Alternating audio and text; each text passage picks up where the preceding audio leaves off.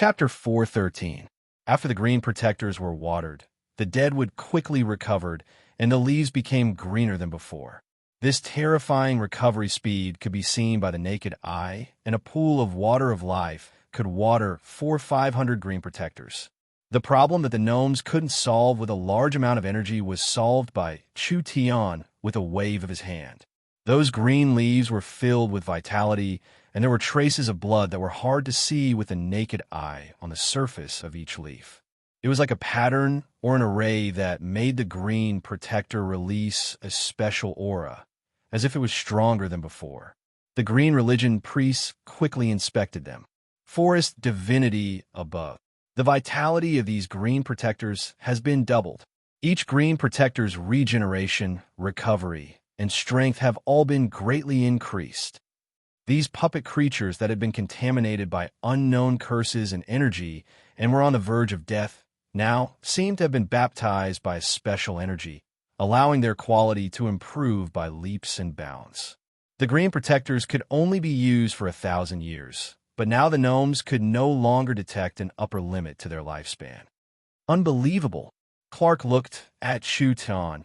After the green religion priests strengthened the green protectors 100 years ago, they couldn't find a way to strengthen the green protectors, but you did it with a small bottle. Can you tell me what it is? As long as we can collect this thing, Green City's strength will increase greatly. Of course I can tell you, but I'm afraid you won't be able to collect it with your abilities. Chu Tian softly said, "This is the essence blood condensed by an ancient god before it died. The divine blood can break all curses, so it can quickly restore these life forms." The gnomes and the fox girl were shocked. What did he say? Did their ears make a mistake? Chu Tian shrugged his shoulders and explained, "The green protectors are life forms cultivated from the fragments of the ancient war trees, so they have the attributes of an ancient divine object. Therefore, they have a high absorption rate of the divine blood, resulting in some changes. Not only will these green protectors become stronger, they will also not be afraid of curses." Spiritual gods were legendary existences. How could Chu Tian even have this kind of thing? The most important thing was that this human had casually taken out such a precious thing to save a few normal puppet lives. This behavior was simply like embedding a top-grade crystal diamond in a latrine pit. It was too King extravagant. Dolores's eyes were almost shining. "You actually have such a divine item on you? That's nothing." Chu Tian casually waved his hand, but his heart was still aching. However, he believed in the principle of not regretting it if he gave it away. Since he chose to act cool, he would act cool to the end, so he waved his hand and said, "All right, you can place the healed green protectors near the necromancer temple and let them bask in the sunlight." These polluted and cursed green protectors were placed in front of the undead temple. Of course, it was not as simple as basking in the sunlight. This could form a powerful deterrent effect on the necromancers. First, the curse and pollution of the necromancers were purified. This would definitely be a great shock to them. Second, these healed green protectors were placed here to send a message to the necromancers. That was that Green City already knew that it was them who caused the deaths of so many green protectors. Third, these green protectors were enough to crush the entire necromancer temple. The several dozen necromancers stationed here would not be able to escape. This was a psychological warning and deterrence to the necromancers.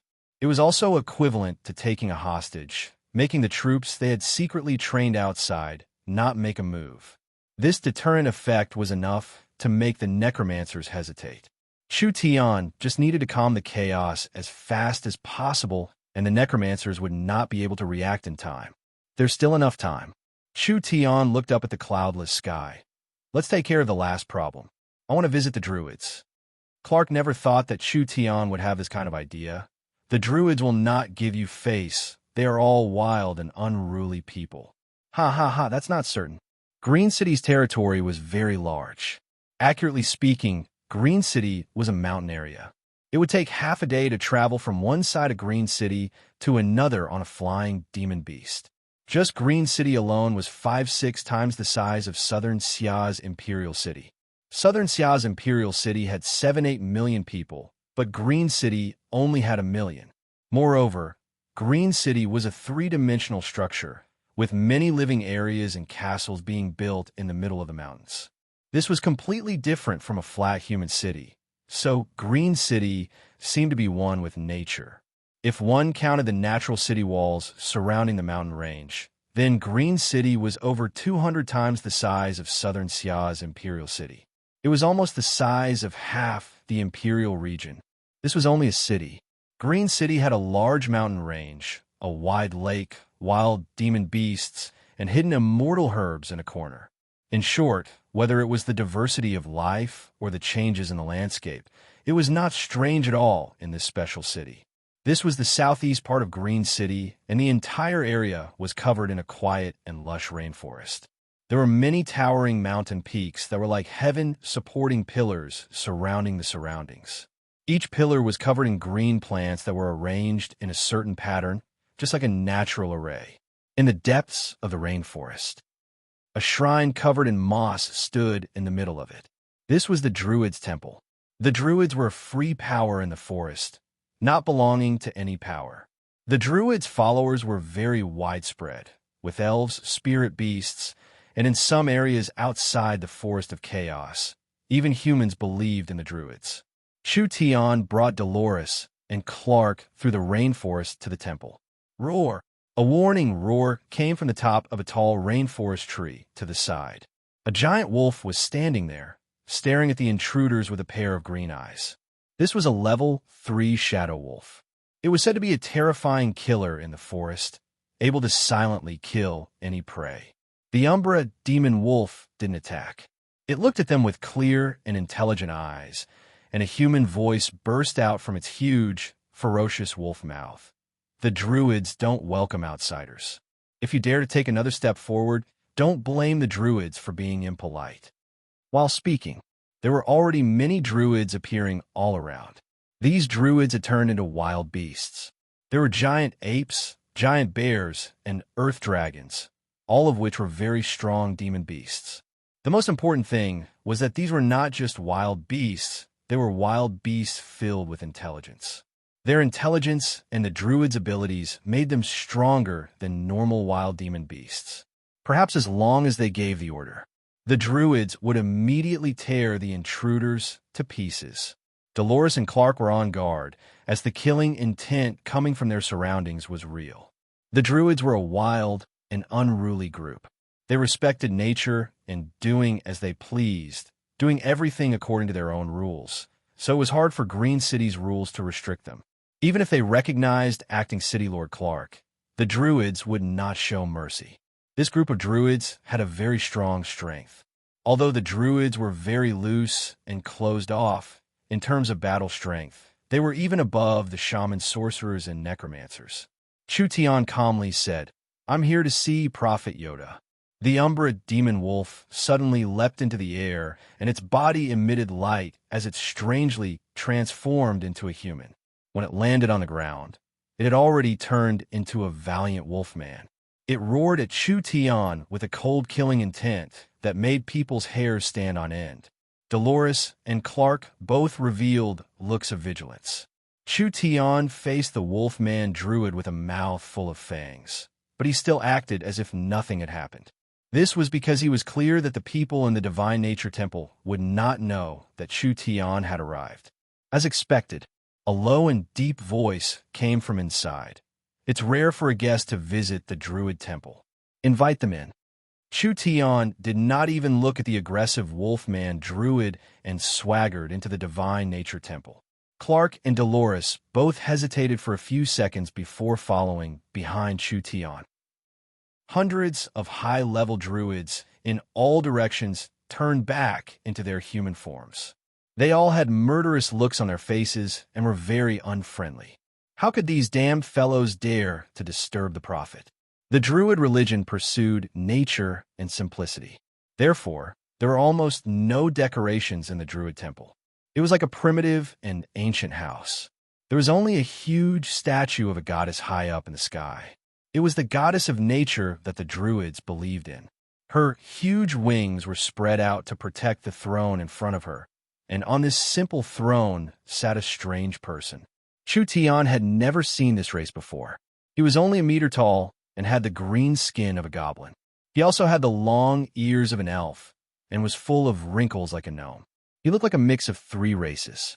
He wore a simple robe and sat cross-legged with a long staff on his lap. His entire body was shrouded in a layer of mysterious aura. This was the legendary druid Master Yoda. Dolores had never seen him before and had only heard of his name in rumors. Yoda was a prophet of the forest of chaos druid religion. A druid with the title of prophet was equivalent to a bishop in a church, which was even higher than a high priest. No one in Green City had seen Yoda make a move before, but it was said that before he moved to Green City, Yoda had turned into a dragon and fought with an ancient vicious beast. What kind of terrifying creature was a dragon? If this rumor was true, then even the high priests of Green City added together would not be a match for Yoda. The most powerful part was not this. It was said that the druid prophets were different from normal people and had the ability to communicate with spiritual gods to predict the future. If a large matter happened in the forest, as long as the prophet wanted to know, there was nothing that could be hidden from the prophet's eyes and ears. This was also why Clark was very afraid of the druids. The druids were relatively low-key, but the threat they posed to the Green religion and Green City was not below the shaman sorcerers and necromancers. Not to mention that they were a group of unruly fellows, so anyone with this kind of influence in their territory would not be safe. Prophet Yoda would not easily meet people. Clark had only met Yoda twice in the past 30 years. This was also why when he knew that Chu Tian wanted to visit the druids, Clark tried to stop him. This was because it was completely useless. If he disturbed these sensitive druids, it would attract unnecessary trouble. Who would have thought that Yoda would directly accept Chu Tian's request? This was something that no one had expected.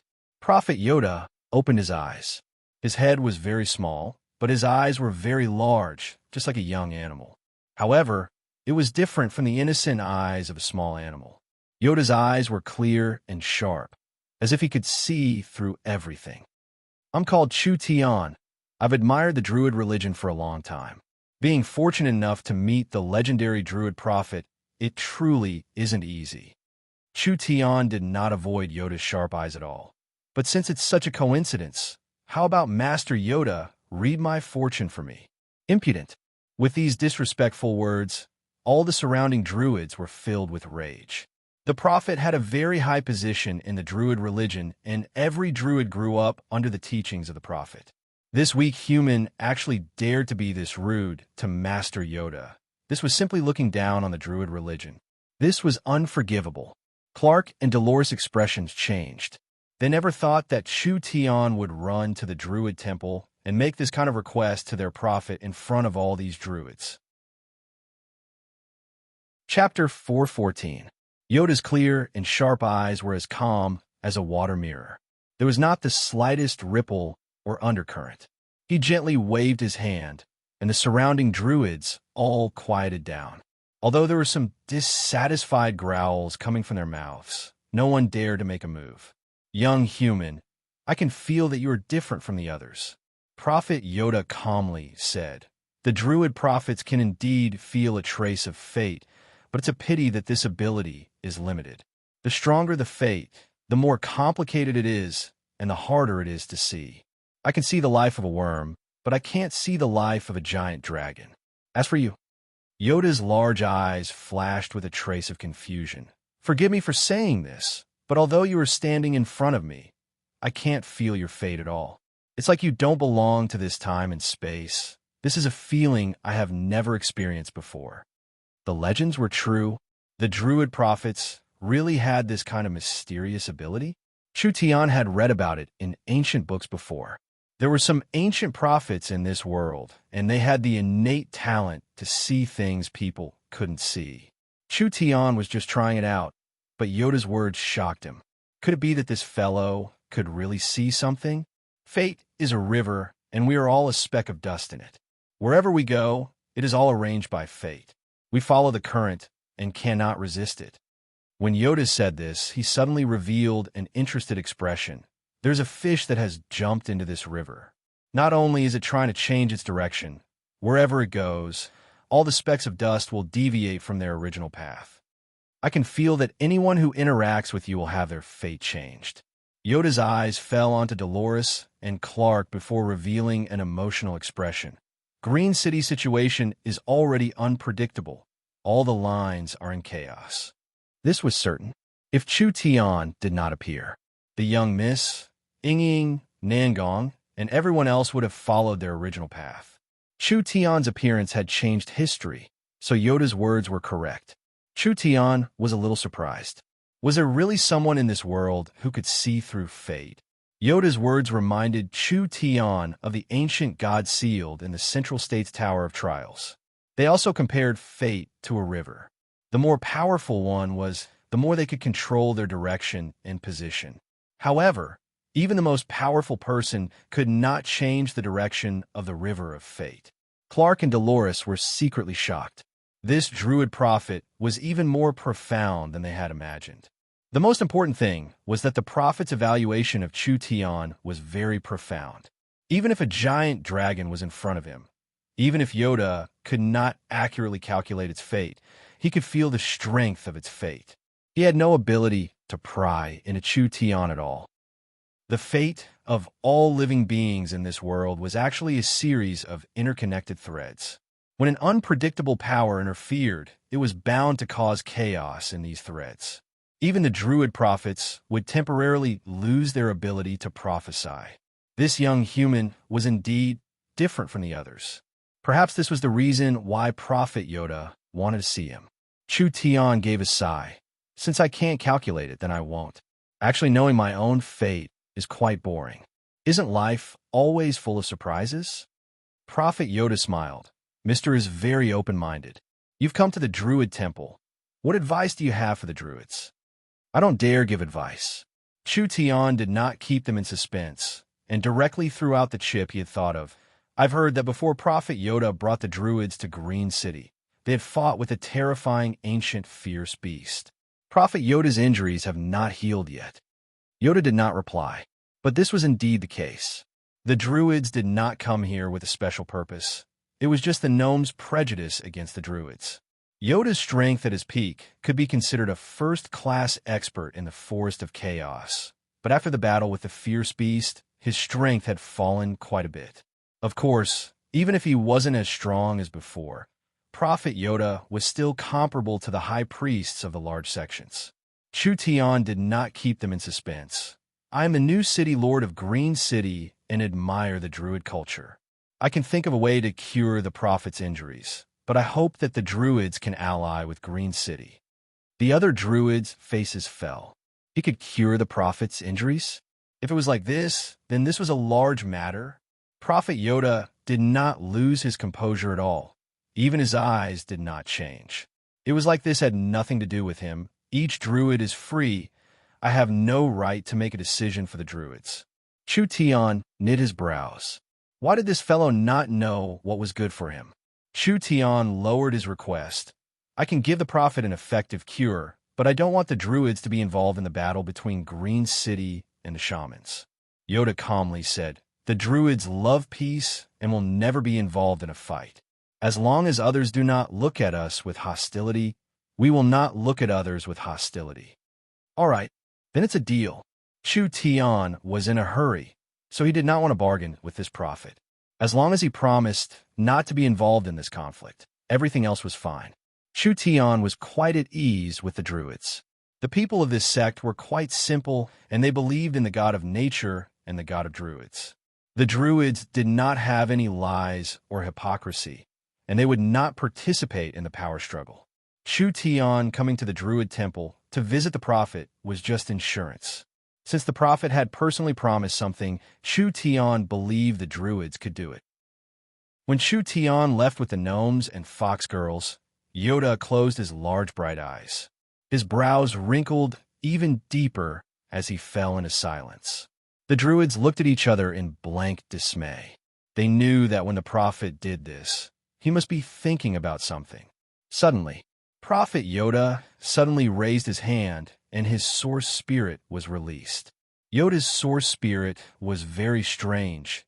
It was actually a turtle shell.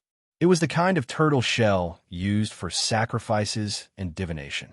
The druids all knelt down on one knee seeing this. They all understood that the prophet was going to make another prophecy. The surrounding druid altars all poured some kind of energy into the turtle shell, causing words to appear on the surface of the turtle shell. This was the druid prophet's prophecy. Only, before the words appeared, the entire turtle shell began to crack, and the cracks quickly covered the entire shell. With a thunderous sound, the entire turtle shell shattered into pieces. Pooh! Yoda spat out a mouthful of blood. Ah, Sir Prophet! The druids quickly went up to support him, but Yoda waved his hand. He looked very weak, but there was no danger to his life. It really wasn't good. As long as he was beside this human, any divination or deduction abilities would lose their effect. He already had no way of predicting anything in Green City. All the threads here were tangled together and constantly changing, causing the other threads outside to change as well. Only when they were far enough away would they be able to regain this ability. Yoda revealed a strange and complex expression. Was there really a person in this world that could disturb fate? Chu Tian had used less than 2 days, and everything had been arranged. Now he just had to wait for the shaman army and the local army to move. Around the 3rd day, the local army had reached around 230,000 people, and they were all male elites from large tribes. This was already an army that could threaten the gnomes. The locals did not have any patience, and now they did not want to wait any longer. Kill! Kill! Kill! Over 200,000 people gathered in the forest, covering an area of over 10 miles. They were filled with wild, killing intent and roars, just like a landslide, causing the birds and beasts in the forest to scatter.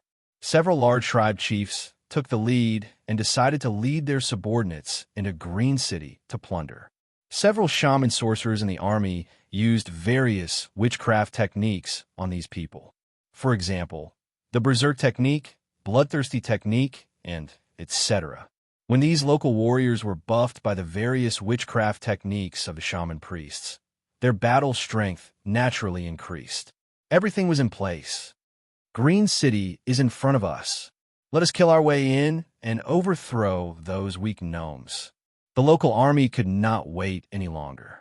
Like a tide, they charged towards Green City. Green City's passages were filled with barriers and green protectors, but the shaman religion had already promised that as long as the local army attacked, the shaman sorcerers would close the defenses from the inside. Several 100,000 locals would be able to kill their way into Green City. The gnomes' battle strength was not that strong, so these several 100,000 would make them retreat. Not to mention that there was another group of shaman followers attacking at the same time, so there was hope of destroying Green City. Just when a dozen tribal chiefs led a tide of clansmen into the canyon, they suddenly found that all the barriers in the canyon had been opened, layer by layer, like a huge barrier. The 2 cliffs were filled with half-elf archers and half-elf priests. What's going on? Didn't the shamans say that they could close the gnomes' defenses? Although they were very dissatisfied with the current situation, they had already charged in. Even if Green City's defenses were not closed, they could only brace themselves and continue fighting. Who would have thought that when the locals were circulating their spirit energy to fight? Something that no one would have thought would happen. The locals had just begun circulating their spirit energy when it felt like their bodies were burning. All of their spirit energy went wild in their meridians, and they could not control it at all. What is going on? Damn, we've been poisoned. Everyone has been poisoned. What is going on here? The locals were shocked to find that almost all of their main forces had been poisoned. Before they could react, the Minotaur chief Arnold suddenly gave a roar, and his giant axe slashed down on a shaman priest. With a voila sound, the shaman priest was like a broken porcelain vase, instantly exploding into pieces of flesh and blood that filled the sky. The locals finally understood why everyone had been poisoned when they saw this. It was because the Minotaurs had done something to their food. The Minotaurs were a member of the locals, and the other tribes were not on guard against the Minotaurs at all. They never would have thought that the Minotaurs would poison their food. Chapter 415. Arnold smashed a shaman priest to pieces. This was just the beginning, or rather it was an order, but the minotaurs were filled with rage. These 3-4-meter-tall monsters had red eyes as they gasped for breath. They all brandished their axes and giant hammers as they surrounded the shaman priests, making the expressions of the shaman priests fall. You dare attack the shaman priests? The shaman god will not let you go. The shaman god will use the most vicious curse to make you wish you were dead. The goat tribe shaman gave a mournful roar. This kind of threat was completely useless against the enraged minotaurs. The shaman priests were very strong, but there were only 5 shaman priests and there were 5,000 minotaurs. This was a battle without any suspense. The shaman priests weren't strong in close combat, and with a large group of minotaurs charging at them, they didn't even have the strength to resist. The shaman that had been threatening the minotaurs a moment ago was instantly trampled into a pile of flesh and blood. Not even his original appearance could be seen. Arnold. The other locals all had ugly expressions. There was a chief who couldn't help angrily shouting, "You shameless traitor, actually betraying the forest's allies. You won't have a good death. Idiots." Arnold's large bull face revealed a taunting expression. "You don't even know that you've been used by others. Father is saving you, so it's fine if you want to die, but do you want to drag all the surrounding tribes down with you?" The chief angrily roared, "What did you say? I have concrete information and evidence. Everything is the doing of the shamans." Arnold took out a broken banner. "This is something I found in the forest. There is a witchcraft and demonic technique attached to it. The shaman sorcerers have reduced their prey. It's all a scheme." Arnold suddenly jumped onto a tall rock. "These despicable fellows want to use us as cannon fodder to attack Green City. There are many of you that have been controlled by the shaman priest's witchcraft, but you fools don't even know it." The Minotaur's loud voice reverberated through the valley, making the locals speechless with stunned looks. At this time, the barrier was removed and a gnome army entered the valley. "This Minotaur chief is right," the leading Green religion priest loudly shouted. 3 days ago, the Green City envoys were affected by the shaman religion's witchcraft. We have already investigated this. This conflict was purely instigated by shaman, so we have reason to believe that some of you are under shaman's control. Arnold ordered the Minotaurs to capture the chiefs and high-level leaders of the tribes. "What are you doing? Release our leader." The Green religion priest looked at Arnold. Arnold said without a doubt, "As far as I can see, these are the people." The Green religion priest took out talismans and placed them on the chiefs and high-level leaders. When the talismans were activated, most people gave pitiful cries. Some people spat out insect eggs from their stomachs, and there were several chiefs who had insects coming out of their orifices. This scene shocked everyone. "What is this?" The natives were all given a fright. Shaman witchcraft is extremely sinister and vicious. It can take a life at any time and can also control one's thoughts. These settlement chiefs were being controlled by witchcraft, but sometimes they didn't even realize it. I think you should be awake by now. When the witchcraft was dispelled, although they suffered heavy injuries, there was no danger to their lives. The expressions of these native leaders became more and more unsightly. When they thought about how some of the thoughts and emotions that had arisen during this period of time were indeed very strange. They did not appear on their own at all, but were forcefully stuffed into their brains by some kind of power.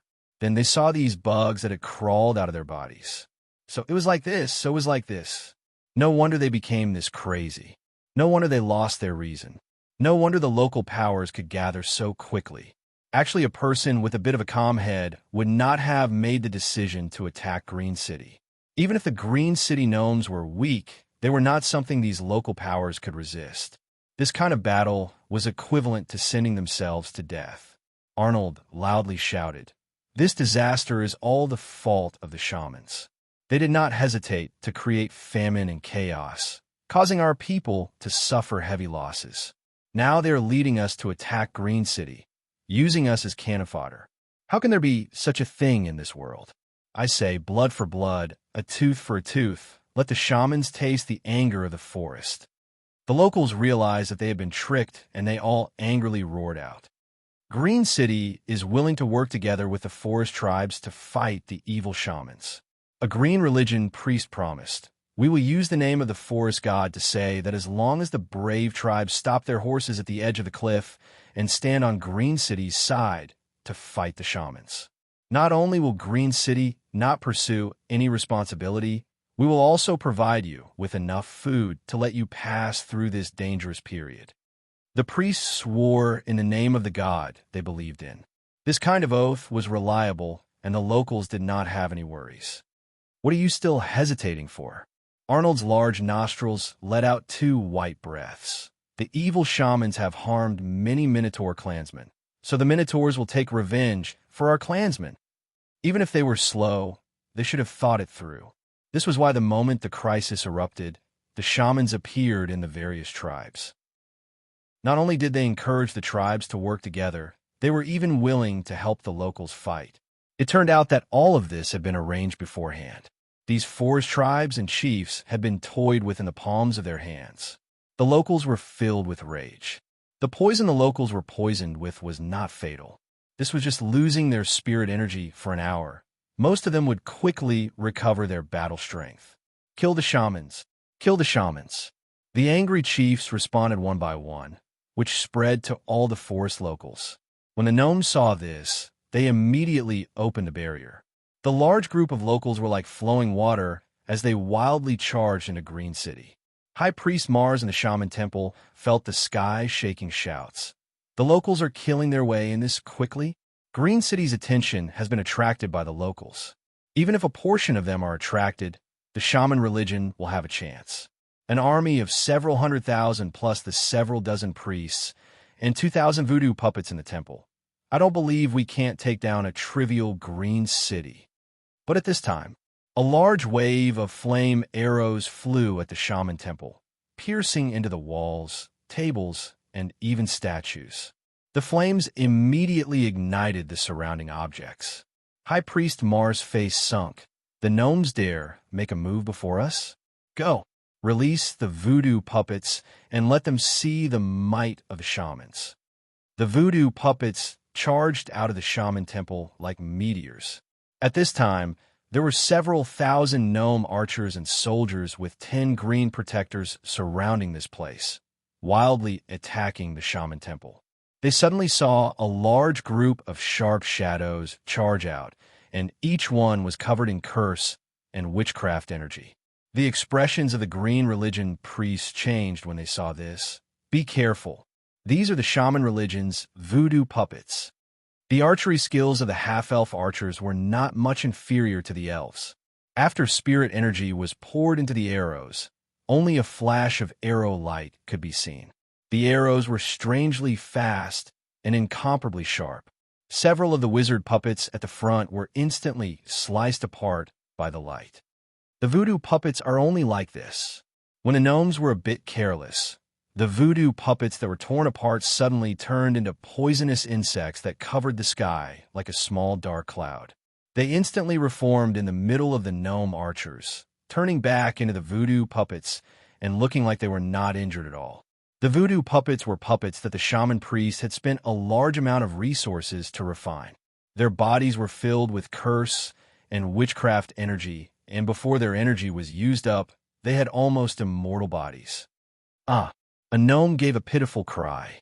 The voodoo puppet raised it into the air with a single hand, and its body began to wither at a speed visible to the naked eye. Then it inflated like a balloon, and with an explosive sound, countless poisonous insects and poison shot out from its body. The surrounding gnomes were not spared. Too terrifying. The witchcraft and curses on these monsters were too strong. Marzu walked out of the temple with a group of shaman priests. His white hair fluttered in the wind, and his skinny face looked like a gloomy skeleton. "You fools from the green religion, if you want to attack the shaman temple, you won't be able to do it with just these few people." The shaman priests controlled the voodoo puppets. The battle strength of 2,000 voodoo puppets was enough to destroy an army. These gnomes were the elites of their race, but it was impossible for them to block the shaman's attack. "Since you've sent yourselves to me, this old man won't be polite. Mars decided to first destroy the elites in front of him and then bring the voodoo puppet army to destroy the gnome castle. Kill them all. Quickly retreat. Quickly retreat. The gnomes were forced to retreat in a sorry state. The green protectors created a defensive barrier to cover their retreat. These few green protectors were of no use, so the shaman priests controlled the voodoo puppets to attack. Not long later, they broke through the big sister green protector and quickly chased after the escaping gnomes. Mars' face was filled with taunting and ridicule, but this expression did not last long, because the gnomes had retreated into the middle of the large group of green religion priests. Mars' cheeks twitched a few times. He suddenly remembered that in the battle just now, the gnomes did not use the power of the green religion priests. There was only one possibility. They were pretending to be defeated to lure the enemy in. Come back. As soon as Mars gave the order, the green religion priests made a move before the shaman priests. There were no vines flying in the sky or summoned tree demons. There was only an incomparably large source energy array being activated by the green religion priests. This source energy array was something the shaman priest had never seen before, but what made the shaman priests incomparably shocked was that the witch puppet lost its balance as soon as it entered the source energy array, not even being able to stand properly. Following that, its skin and bones fell like mud, and those insects came out of its body with a sharp cry, as if they wanted to escape. However, when they fell to the ground, they did not even have time to struggle before they died. Almost in an instant, this large-scale source energy array killed several hundred voodoo puppets. This was enough to cause an incomparably large shock to the shaman priests. Chapter 416. Chu Tian stood far away on the hill, watching the situation unfold. The 20,000 gnome elites had already surrounded the shaman temple. Not even a drop of water could trickle through. The array you gave the gnomes is too strong. Dolores's eyes almost popped out of their sockets when she saw hundreds of shaman puppets being disintegrated by the array. These shamans are completely useless after meeting you. I'm really curious. It's your first time coming into contact with shamans. How can you break their witchcraft? The difference in our culture is not small, so it's hard for me to explain this. Just treat me as a genius who can predict the future. Ha, ha, ha. If the other side was seeing Chu Tian's insolent appearance, she would have flipped out. Even if it was the young miss, she would have given him a fierce look. All right, my genius city lord. Dolores was not angry at all. Rather, she walked over to Chu Tian and massaged his shoulders. She used a charming voice to ask, I'm really curious. Just tell me, all right? I'm begging you. The fox girl's full body rubbed against him, intentionally or unintentionally. Her breath smelled like orchids, and her devilish voice entered his ears. There weren't many people in this world that could endure it. How could Chu Tian not know what this fox girl was thinking? The shaman religion was a very strong religion. Not only in the savage highlands and Green City, they also had a strong influence in many areas of the Forest of Chaos, suppressing the demonic god religion for many years. If she could obtain the method to deal with the shamans from Chu Tian, would she need to be afraid of these sinister and damned shamans in the future? Actually, witchcraft is a variation of an ancient technique. It is just a small trick in the end. It doesn't have the essence. As long as you can find a way to break it, any witchcraft can be destroyed. Chu Tian said halfway. As for the specific method, I can't reveal it for now. You can just work for me in the future. You can naturally learn anything you want. How could Dolores be satisfied with this kind of perfunctory answer? When Dolores was prepared to use the Fox Clan's charm technique to interrogate this fellow, there were suddenly shouts coming from a direction. Northwest direction. It should be the shaman believers attacking. However, they never thought that the gnomes would resist so fiercely. This was because the locals on the other side did not have any effect on the gnomes. The gnomes' defenses were focused on the shamans, so it was impossible for the shamans to attack. Arnold and the other forest locals might even use the gnomes to deal with the shaman believers after learning the truth, so this should not be a problem. As for variables, the necromancer temple was under control. The druids would definitely not interfere in the situation. If these two shaman factions didn't participate, then the other churches and forest factions wouldn't have the guts to fish in troubled waters. The only variable now was the shaman temple. After all, there were over 1,000 shaman sorcerers in the shaman temple, and there were close to 100 shaman sorcerers with the title of priest. Adding the Wu puppet, it was a very terrifying force. If it played a role at a critical moment, it could still turn the tide of the battle to a certain extent. But unfortunately, the shaman sorcerer's most advantageous puppet could not play any role at all. These voodoo puppets were very high-level witchcraft crystals. Each puppet needed a large amount of time, resources, and energy to be refined. The Wu puppet's battle strength was around the 8-9th awakened soul layer, but its witchcraft curses were enough to kill a true spirit cultivator. The 2,000 voodoo puppets were the accumulation of the green country shamans over several generations. Just like how the green protectors were important to the gnomes, the voodoo puppets were the foundation of the shamans. Not to mention outsiders, even the shamans themselves did not know what fatal weakness the voodoo puppets had. Before these monsters ran out of energy, they could be reborn again and again. If the shaman priests were to assist them in battle, they would be able to replenish the strength of the Wu puppets in time. Up until now, there was no known effective method that could restrain these troublesome fellows. The actual combat strength of these 2,000 Wu puppets was definitely not inferior to an army of 100,000. It was because they had absolute confidence in the Wu puppets that the shaman sorcerers did not station an army in the shaman temple. Now that they were surrounded by the gnomes, their faces turned incomparably dark, and they did not know what to do. The shaman religion's perfect voodoo puppets had been easily broken by the gnomes. This was undoubtedly a heavy blow. The shaman religion had no other choice. They could only call back the Wu puppets and prepare to defend the temple. The shaman temple had quite a few enchantments and witchcraft techniques, as well as the altar.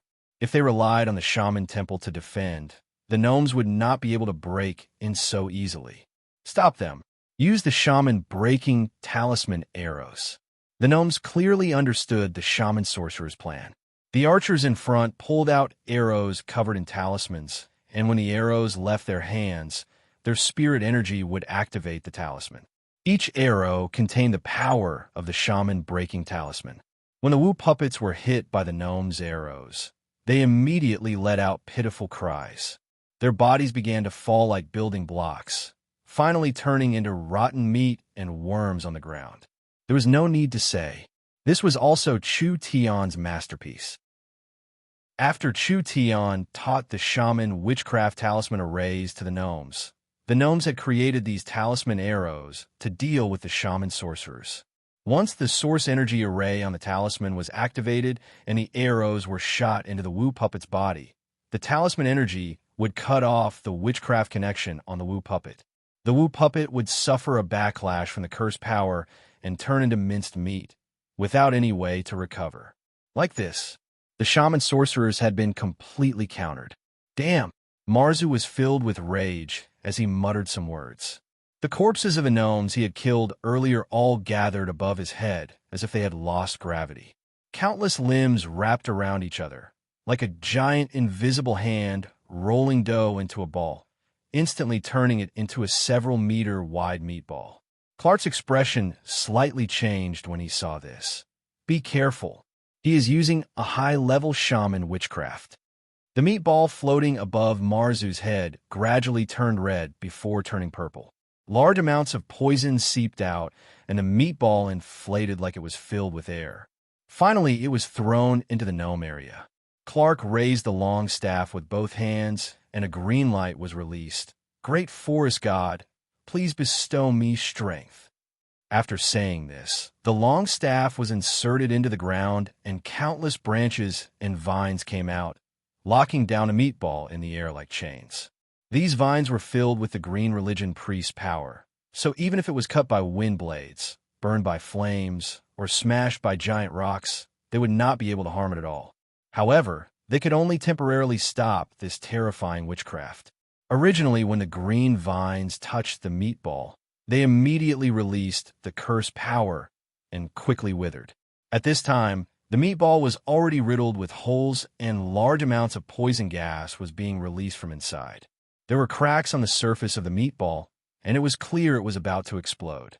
The moment the gigantic meatball exploded, it was like a mighty sandstorm. Countless tiny pieces of meat splattered forward. Every piece of meat contained a witchcraft curse. As long as it splashed onto any living creature, it would instantly fester and die. Forest barrier. Clark was already prepared and suddenly summoned a giant green barrier in front of him. Almost instantly, the green barrier was covered in a layer of dark red. Other than the countless pieces of meat, there were also large amounts of disgusting witchcraft insects that were swimming around the barrier. The meatball exploded, and all the plants within several hundred meters were contaminated. At a speed visible to the naked eye, the poison gas that spread out formed a barrier, making it impossible for the gnomes to chase after them. Wherever it went, all the plants would wither, and there would be all kinds of dangerous witchcraft insects crawling over them. So powerful. Dolores saw this scene from afar, truly worthy of being the shaman's high priest. If this attack had landed in a densely packed area, perhaps it would have killed over 1,000 people. Chu Tian was also a bit surprised. This shaman sorcerer from the savage highlands did have some skill.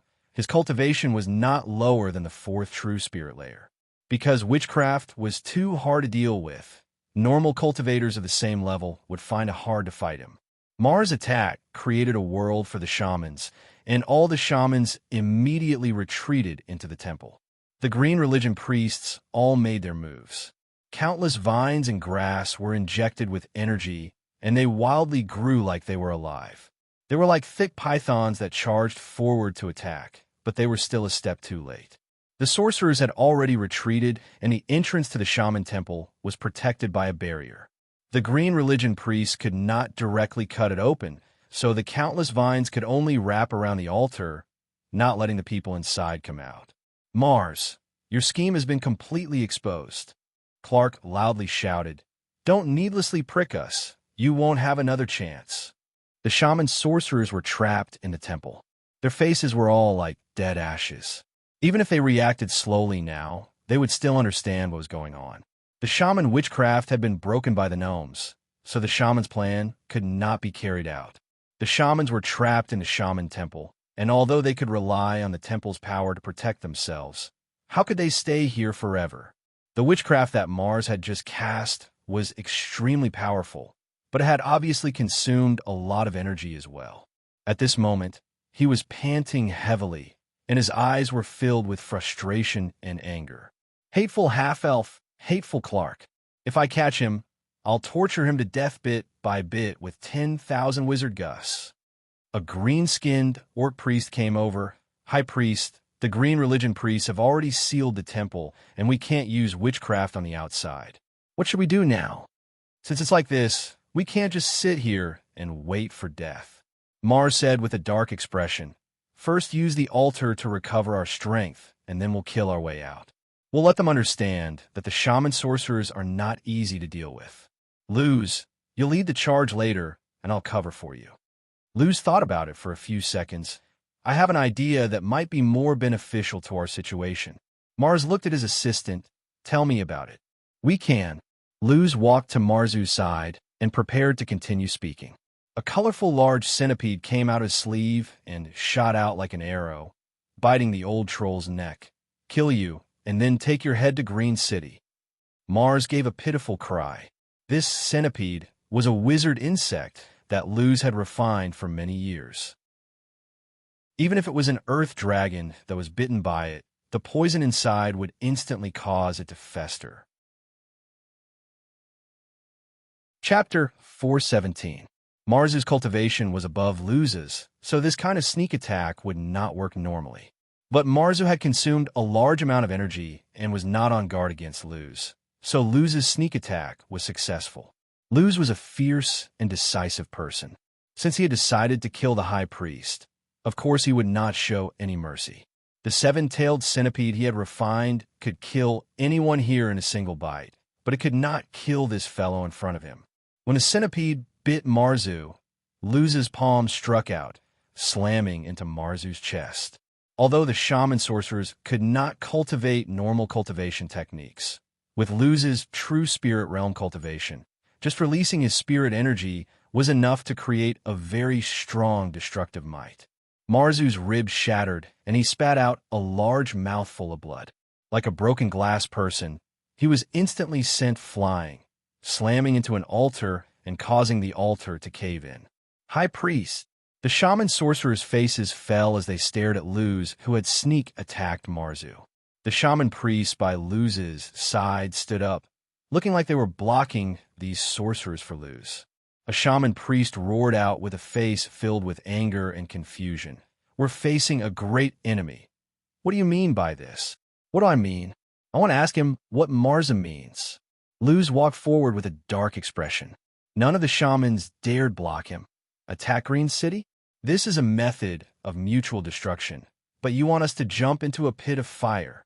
Even if we win, what meaning does a ruined Green City have to us?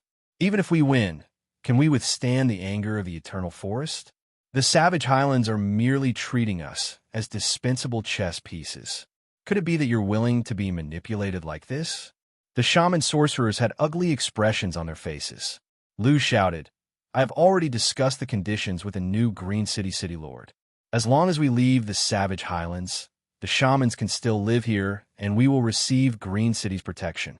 Perhaps our influence will greatly decrease, but at least we will be free. The shaman religion was split into two factions. One was the Highland shamans, represented by Mars, and the other was the Green Country shamans, represented by Luz. The two sides were in a standoff. Jia. A human figure came out of the hole in the altar. He had a head of white hair and was covered in blood, looking like a terrifying demon. His skin was festering, and there was poisonous blood flowing out. It was clear that he was deeply poisoned. What a good traitor who betrays his master for glory. Without a religion, where would the Green Country shamans come from? Today I'll kill you, a traitor, and clean up the sect. The priest beside Luz paled. This old fellow had been hit by Luz's seven-tailed centipede, and had taken two full-force palms from Luz without any defense, and still hadn't died. The High Priestess seemed to be more powerful than most people had imagined. Marza saw Luz's ugly expression and immediately laughed wildly. Surprised? You haven't learned all the techniques of the Highland shamans. During the conversation, Mars spat out a few bugs. Each one was round like a blood-sucking leech, but at this moment they were motionless. Their bodies were bruised and black, emitting poisonous gas. Not long after, they turned into a pool of poisonous blood, corroding a large piece of the sturdy floor. The other shaman sorcerers instantly understood. The High Priestess had placed a witchcraft spell in his body, and these parasites were in his body. When Luz's seven-tailed centipede bit the High Priestess, these parasites had absorbed most of the curse and poison. Therefore, although the High Priestess' injuries were not light, they were not fatal. Luz felt this was bad, but he would not collapse. Luz was very clear on the strength of his seven-tailed centipede. Although the High Priestess had dissolved most of the poison with witchcraft, there was still a small portion remaining in his body. Adding in the injuries from Marzu's two palms, he would not be able to recover so easily. Then let me experience the witchcraft of the Highland shamans. Luz's source spirit was completely released, and it was gray in color. After it condensed, it turned into a fierce-looking puppet. This puppet had small eyes and a mouth that reached the back of its ears. There were insects drilling into its 7 orifices, making it look very fierce and terrifying. Each shaman source spirit was like this. This was similar to the members of the giant shark gang in southern Sia. When a giant shark gang received the baptism of the sea race's inheritance, their source spirits would turn into giant sharks. When a shaman sorcerer turned into a shaman sorcerer, their source spirit would also change. It was this kind of sorcerer puppet. The shaman priest's witchcraft power came from this source spirit puppet. Mars also released a sorcerer puppet. His source spirit was clearly stronger, and the sorcerer puppet instantly shot out a tooth from its finger. This tooth was not big and looked like a human tooth. The surface of the tooth was covered in witchcraft runes, and the sorcerer puppet's power shot out. One could only see an almost invisible gray shadow.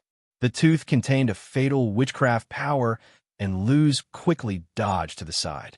A shaman sorcerer, standing in a straight line, was hit instead of him, but it was like a drop of water falling on his body. The tooth actually disappeared without a trace. Almost in the next second, the shaman gave a pitiful cry. He spat out a large mouthful of blood from his mouth. It was more accurate to say he didn't spit, but rather escape. Most of the blood in his body came out from his mouth, eyes, and nostrils. His eyeballs, brain, heart, and organs all turned into fragments. This shaman sorcerer instantly turned into a dried-up corpse as he fell to the ground. Luz's sleeve shook a few times, and 6-7 beetles came out of his palm, finally forming a small ball the size of half a fist. This time it was Marzu's turn to quickly dodge. The insect ball Luz threw hit the wall and exploded.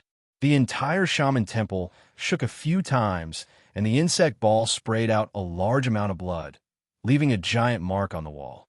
"It's only SOSO. Marzu gave a cold laugh.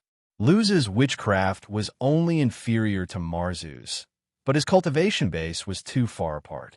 This was not something that could be easily dealt with. Marzu believed he had at least a 70% chance of winning. There was no time. The 7-tailed centipede's poison was still spreading in his body.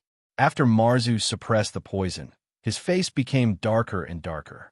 The priest's robes on his body began to tremble without any wind, and a strong witchcraft energy leaked out of his source spirit's 7 orifices, revolving around his body like a whirlwind. Everyone could feel Marzu's intentions. He decided to use his witchcraft to take care of Luz once and for all. But at this time, something that no one could have imagined happened. A vine suddenly pierced through the wall and instantly pierced through Marzu's back, coming out of his chest. The blood-stained vine continued to pierce through a pillar, and his heart and lungs were instantly torn apart. Marzu was thrown into the air by a strong force. His eyes were wide open, and his face was filled with disbelief. How was this possible? How could the temple be so easily broken? When Marzu saw that the vine had pierced through the wall, it was right in the middle of Luz's insect ball that had exploded. He suddenly understood something. The insect ball's target, perhaps it was not him. The blood that sprayed out contained a large amount of witchcraft energy. It was like a strong acid splashing onto the wall, quickly melting the temple's wall, and finally creating a large hole. At the same time, it weakened the defenses of the temple from the inside. The gnome's vines had already turned the temple into a large dumpling, and they could definitely feel the defenses of this area weakening. Clark had directly cut through the wall and killed the troublesome Marzu with a single attack. "Don't think you'll have an easy time even if I die. You'll all be buried with me." Marzu's tall figure moved a few times, and his gray hair suddenly turned scarlet red. His skin was covered in small bumps, like there were many insects moving in his body. Moreover, there were more and more of them as they swelled up. In just a few seconds, he had turned into a balloon filled with air. "This is bad. He's going to self-destruct. Quickly run." The shaman sorcerers cried out in fear as they all ran. Marzu's body released a thunderous sound, and the entire hall was covered in a layer of blood red. This was the power of Marzu's witchcraft energy, and it contained a strong curse power. Some of the slower shaman sorcerers were hit by a bit. Their bodies immediately went out of control as they swelled up like Marzu. Then they exploded like balloons, turning into a large wave of blood-red energy. This energy landed on other people's bodies and caused a large explosion. This was already no longer self-destructing. Marzu had used one person to self-destruct to cause several dozen people to explode. If this move was used in the center of the city where there were many people, perhaps the entire city would be turned into a land of death in a matter of minutes. Luz had just escaped with a small portion of the shaman sorcerers when the temple was already a sea of blood. Clark immediately raised his hand when he saw this. "Quickly seal the shaman temple. Don't let this power leak out." The green religion priests all made a move.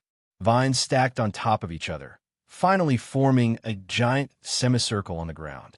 The vine stacked on top of each other was several feet thick and contained a powerful sealing power. Even if there was a strong explosion inside, this power would not leak out even a bit. Powerful, truly powerful. Dolores patted her full chest. That old thing is truly sinister. It's a good thing we didn't participate in the battle. Otherwise, we would have suffered a large loss. The shaman high priest is dead and the battle is over. Let's go over as well. When Chu Tian brought Dolores over, the gnomes had already begun to clean up the battlefield. Luz and the several dozen surviving shaman sorcerers had been captured by the gnomes, waiting to be dealt with. Luz saw Chu Tian and immediately shouted, "Sir City Lord, I've already done as you said." Chu Tian waved his hand at the gnomes, indicating for them to be released. The gnomes, of course, did not immediately do this and first asked Clark for his opinion. Clark also had no choice. The gnomes could easily win mainly because of Chu Tian, so he could only wave his hand. Let them go. Chu Tian threw the antidote to Luz. You've made the right choice. Now end this battle without any benefits. I think you don't want all the shaman believers to die in this chaos. Luz repeatedly nodded. This battle had already caused the shaman sorcerers heavy losses. If all of the shaman's followers died, without any new blood to replenish them, the shaman religion might really be unable to recover from this setback. This battle had no meaning. The shaman religion had already suffered a crushing defeat, and there was no chance for them to make a comeback. Chapter 4:18. Green City was a forest city, and the difference between a city and a tribe was that a city was a relatively open place. There were free markets and different races, just like the large and small towns in the forest. But the city's management was stricter and more formal. Only merchant caravans or adventurers recognized by the city could come in. Green City had been managed by the gnomes for 500 years. Now, there were many merchant caravans, races, and influences that had obtained residency, shop opening, and business permits. The forest city's main source of income was the taxes collected from commerce and residency. There was a large proportion of outsiders in Green City. This storm had caused an uproar in the city, so it was impossible for others not to know about it. In the tavern, the merchants, adventurers, and gnomes were all talking about this matter. "Hey fellows, do you know?" A gnome merchant said in an exaggerated manner. "Green City almost had a large battle yesterday." Another forest merchant nodded. That's right. Green City is too damn unsafe. Can we still properly do business here in the future?" It said that the surrounding forest tribes are in chaos. "I think Green City is in danger, so it's better to just leave. You can all be assured." A gnome in the tavern quickly explained.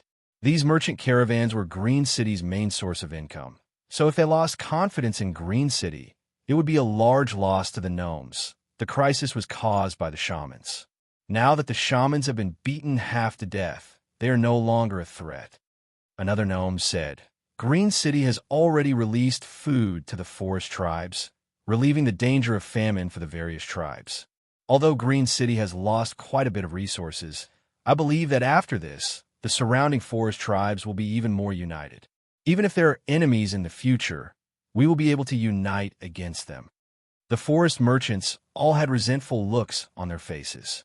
Who doesn't know that your Green City is already on the verge of collapse? Even if you can pass this time, can you pass next time? At this time, an adventurer who knew the inside story asked, "That's right. I heard that the reason why Green City didn't suffer any large losses this time was because of the help of a mysterious human. Otherwise, Green City would have to pay a large price to pass this crisis. How could they be unharmed like now?" "Really? Where did this human come from? How could he be so powerful? Why haven't I heard of him before?" A gnome scratched his head and said, "My grandfather is a green religion priest, and he's seen this human before. I think he's called Chu Tian. Anyway, it's a human who's not even 20 years old." This name was indeed unfamiliar to the forest tribes. No one had ever heard of this kind of person moving around in the forest, so they were very surprised that Chu Tian could solve this disaster for Green City.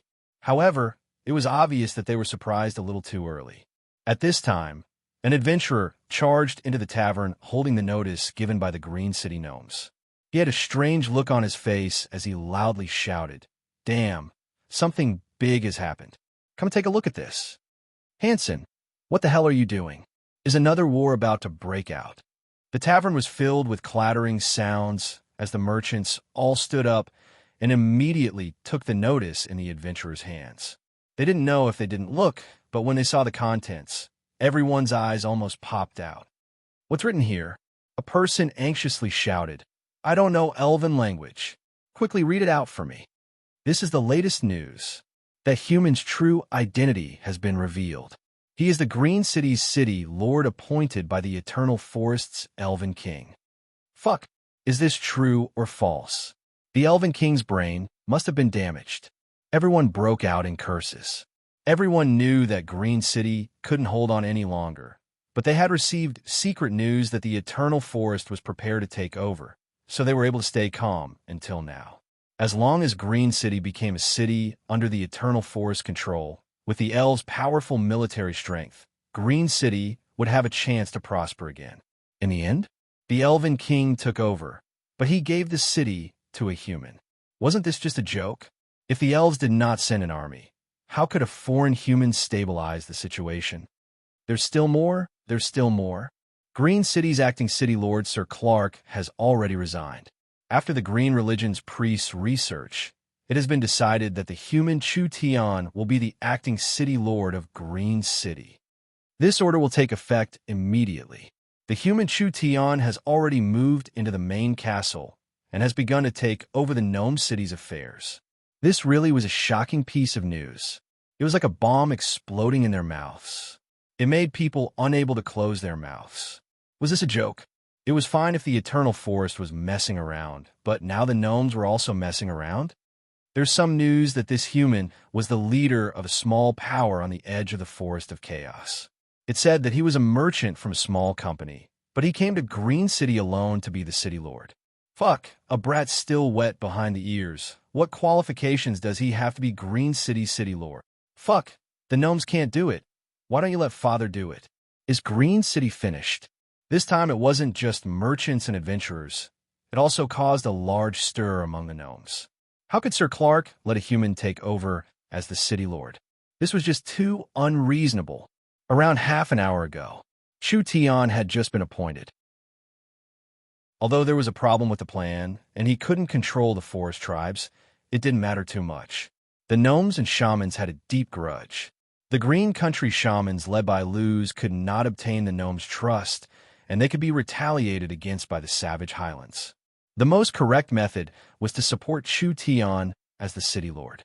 This would ensure that the shamans would be protected by Green City and still have room to grow. The Minotaur Arnold also supported Chu Tian, and there was also the demonic god religion that Dolores belonged to.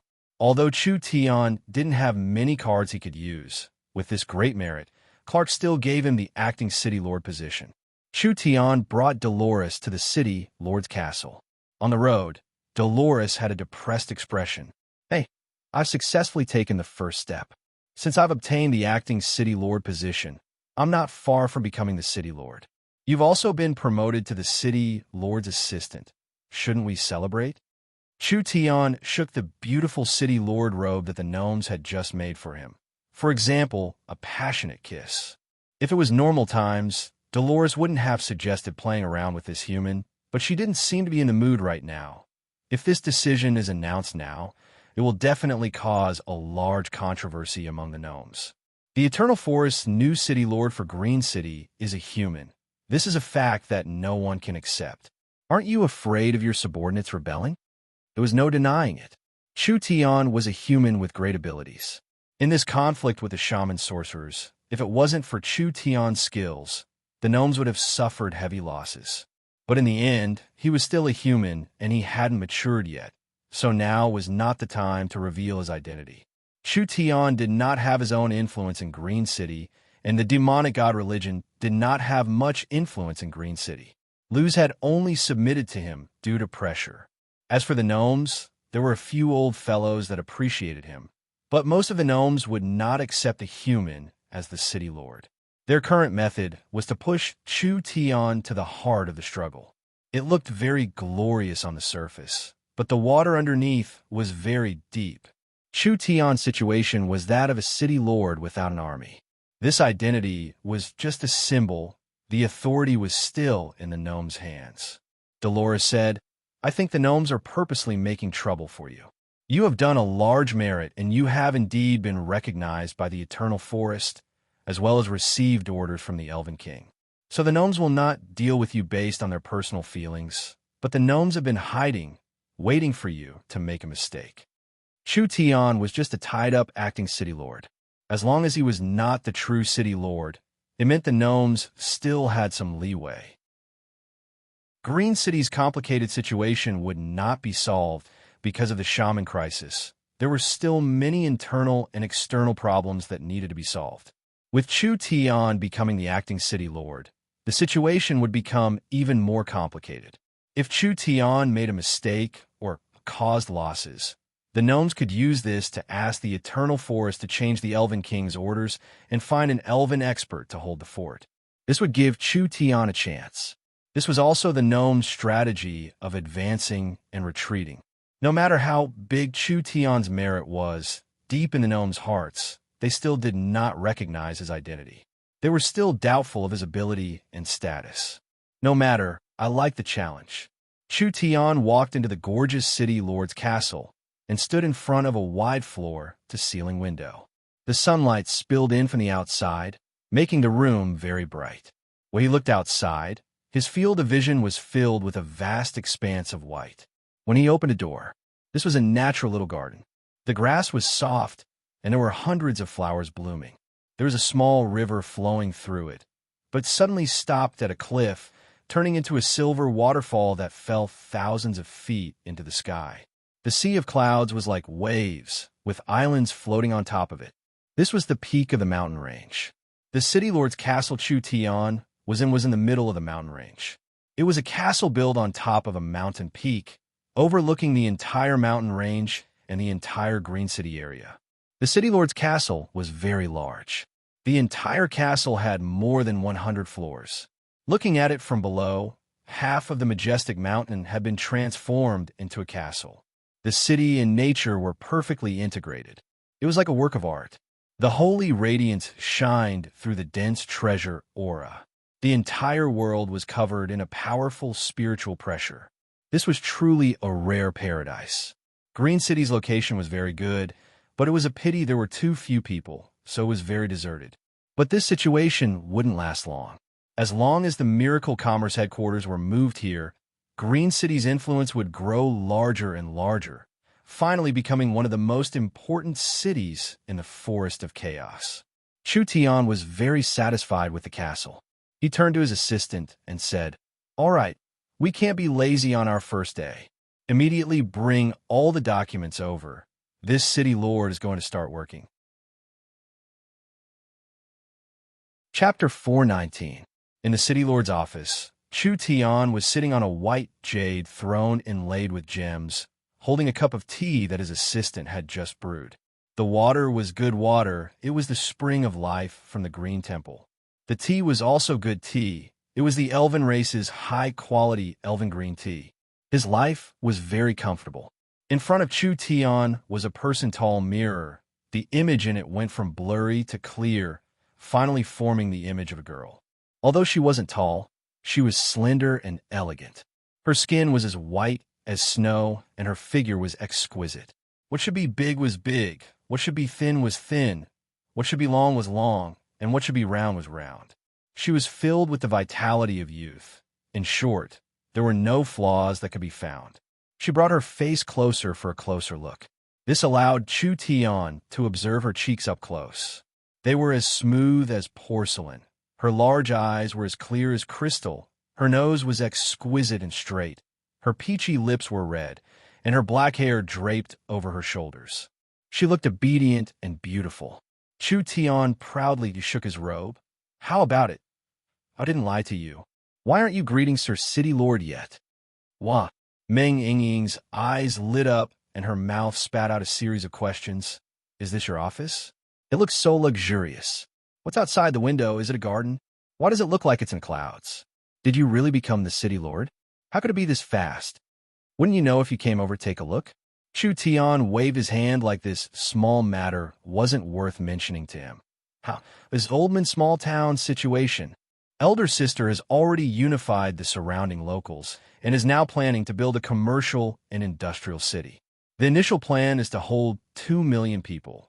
This way, Miracle Commerce will have large amounts of labor. The new crystal oil mine has been successfully mined, and the scale is much larger than imagined, so we can start researching the new generation of source energy weapons. Vivian has developed the fourth space warehouse, and the flower fairies have created a stable spiritual space. Our cultivation bases have increased by a large amount, and also, not bad. No one was lazy. Since everything is developing smoothly, then come over as soon as possible.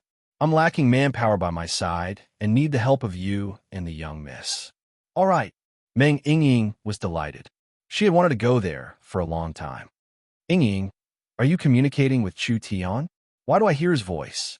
At this time, a very magnetic and pleasant female voice sounded from his side. Then, a tall beauty with an extremely hot figure appeared in the mirror. Who else could it be other than the eldest miss? Chu Tian immediately greeted Missy. When Meng Qingwu saw Chu Tian sit on the city lord's throne, she was naturally very surprised. She never thought that Chu Tian would progress so quickly. Chu Tian didn't have anything to hide from the young miss, so he told her what had happened and the current situation. Like this, your position is not stable. We need a large amount of money to develop Green City. It's a good thing that Miracle Commerce's revenue has been increasing over the past few months, so we already have quite a bit of money in reserve. Meng Qingwu said without any hesitation, if we don't count the value of other resources, Miracle Commerce has a total of 25,000 source stones. Now that the company's business is very large, we need to keep 5,000 low-grade source stones. The other 20,000 will be stored in the company's special space warehouse. If you need money on that side, you can use it anytime. I will try my best to convert my resources into more primordial stones for my development. Miracle Commerce already had this much money. This number far surpassed Chu Tian's expectations. This was just the pure source stone reserves. If the resources stored by Miracle Commerce were exchanged for source stones, it would be at least a single digit. Chu Tian was filled with confidence after understanding this. With the young miss as his wife, Chu Tian didn't have any worries at all. There were clear footsteps coming from the hall. It was Dolores coming back. All right, let's not talk for today. This city lord is going to start working hard. Chu Tian said this to the young miss and Yingying before closing the communication channel. He looked up. Pung. All kinds of scrolls, accounts, and notes were piled up in front of him like a small mountain. There were several hundred of them, and this completely stunned Chu Tian. What kind of mess was this? My dear Sir City Lord, what are you stunned for? The beautiful City Lord's assistant Dolores revealed a mischievous smile. This is only a small part. The 3 rooms next door are all filled with information the City Lord needs to look over. Is there a mistake? How could there be this much? Think about it. The tax bills of the various regions, the caravan's registration information, the city's personnel, the development of the city, the surrounding forest dynamics, the forest's influence, the research, the people's livelihood, the city's construction draft, the water project, the farming, the public security. All of this information is here. Do you think the city lord gives orders? All right. We'll wait for the young miss to see all of this. Chu Tian wiped his sweat. He never thought being the city lord would be this troublesome. It was like a bucket of cold water had been poured over him. What do I need to know now? How could there be a city lord like you? Dolores secretly criticized him, but she still replied, Green City's situation is not optimistic. The gnome's financial deficit is already very high, and I've just looked at the most recent year's expenditure. It has actually reached 165% of the income. The gnomes are already on the verge of bankruptcy, and their tax revenue has not even reached 50% in the last 10 years. The trend of decline is very serious. Do you know what this means? What does this mean? The Eternal Forest and Green City have an agreement. After the gnomes give the city to the Eternal Forest, the wealth and resources the gnomes have accumulated over the years will belong to the gnomes, and the eternal forest will continue to support the gnomes' expenditure. In other words, from the moment you became the city lord, you automatically took over the gnomes' losses and debts. With a simple calculation of the current income gap, you will need to pay around 26,500 low-grade source stones every month. The Fox clan was very sensitive to money. This point was fully reflected by Dolores. She was able to clearly understand the financial situation in this short period of time. Pooh! Chu Tian almost spat out the tea in his mouth on her. You have to pay several tens of thousands of source stones every month. This kind of leaking pot, how could the Eternal Forest accept it? You're joking. This depends on whose hands it is in. Although the elves are not rich, they can still bear this bit of loss. Moreover, if Green City has a strong elven power, it will quickly recover and the losses will turn into profits. There is no need to do anything at all. So for the elves, this is a business that will not lose anything. Dolores said this and looked at Chu Tian. As for it being in your hands, don't blame me for attacking you. Once you announce the matter of you becoming the city lord, half of Green City's caravans will run away and the other half will already be on their way. This month's tax revenue will be greatly reduced and the financial revenue will be paralyzed. I think you should be praying for your own good fortune, making up for several tens of thousands of source stones every month. This was not a small number to anyone, right? Chu Tian's miracle commerce indeed had money, but it had only been established for a short period of time, so it could not compare to the large forest clans. Now that he had to take over this plate, it was a bit hard to bear. Where are these source stones being spent? Can it be reduced a bit?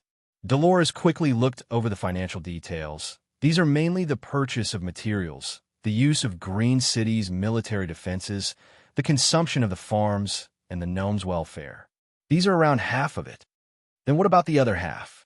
Of course, it's research and development. Dolores rolled her eyes. It's not like you don't know that the gnomes have the strongest thirst for knowledge and exploration. The gnomes' research level is one of the highest in the entire Forest of Chaos, so the materials and resources needed for research and experiments are a large number. If Chu Tian took over Green City, of course there were ways to reduce the consumption of normal materials and the military budget, but these were all small parts, not even a quarter of the total. The main expenditure was the gnomes' welfare and the gnomes' research. This was the basic condition for the gnomes to join the Eternal Forest. The Elven King had also promised to protect them. Since he had been appointed as Green City's permanent city lord, Chu Tian and Miracle Commerce naturally had the responsibility to shoulder this responsibility. Chu Tian never would have thought that after becoming the acting city lord with great difficulty, he would not obtain any benefits at all. Instead, he would have to support several 100,000 gnomes. This large pressure was enough to give him a headache. Clark is trying to make me back off, but these gnomes are looking down on me too much. Chu Tian thought about it and said, "Go and issue my first order. When this city lord is in office, the entire city will be exempted from all transaction taxes and business taxes." You're crazy. Dolores' eyes popped out. This is no different from cutting off an arm.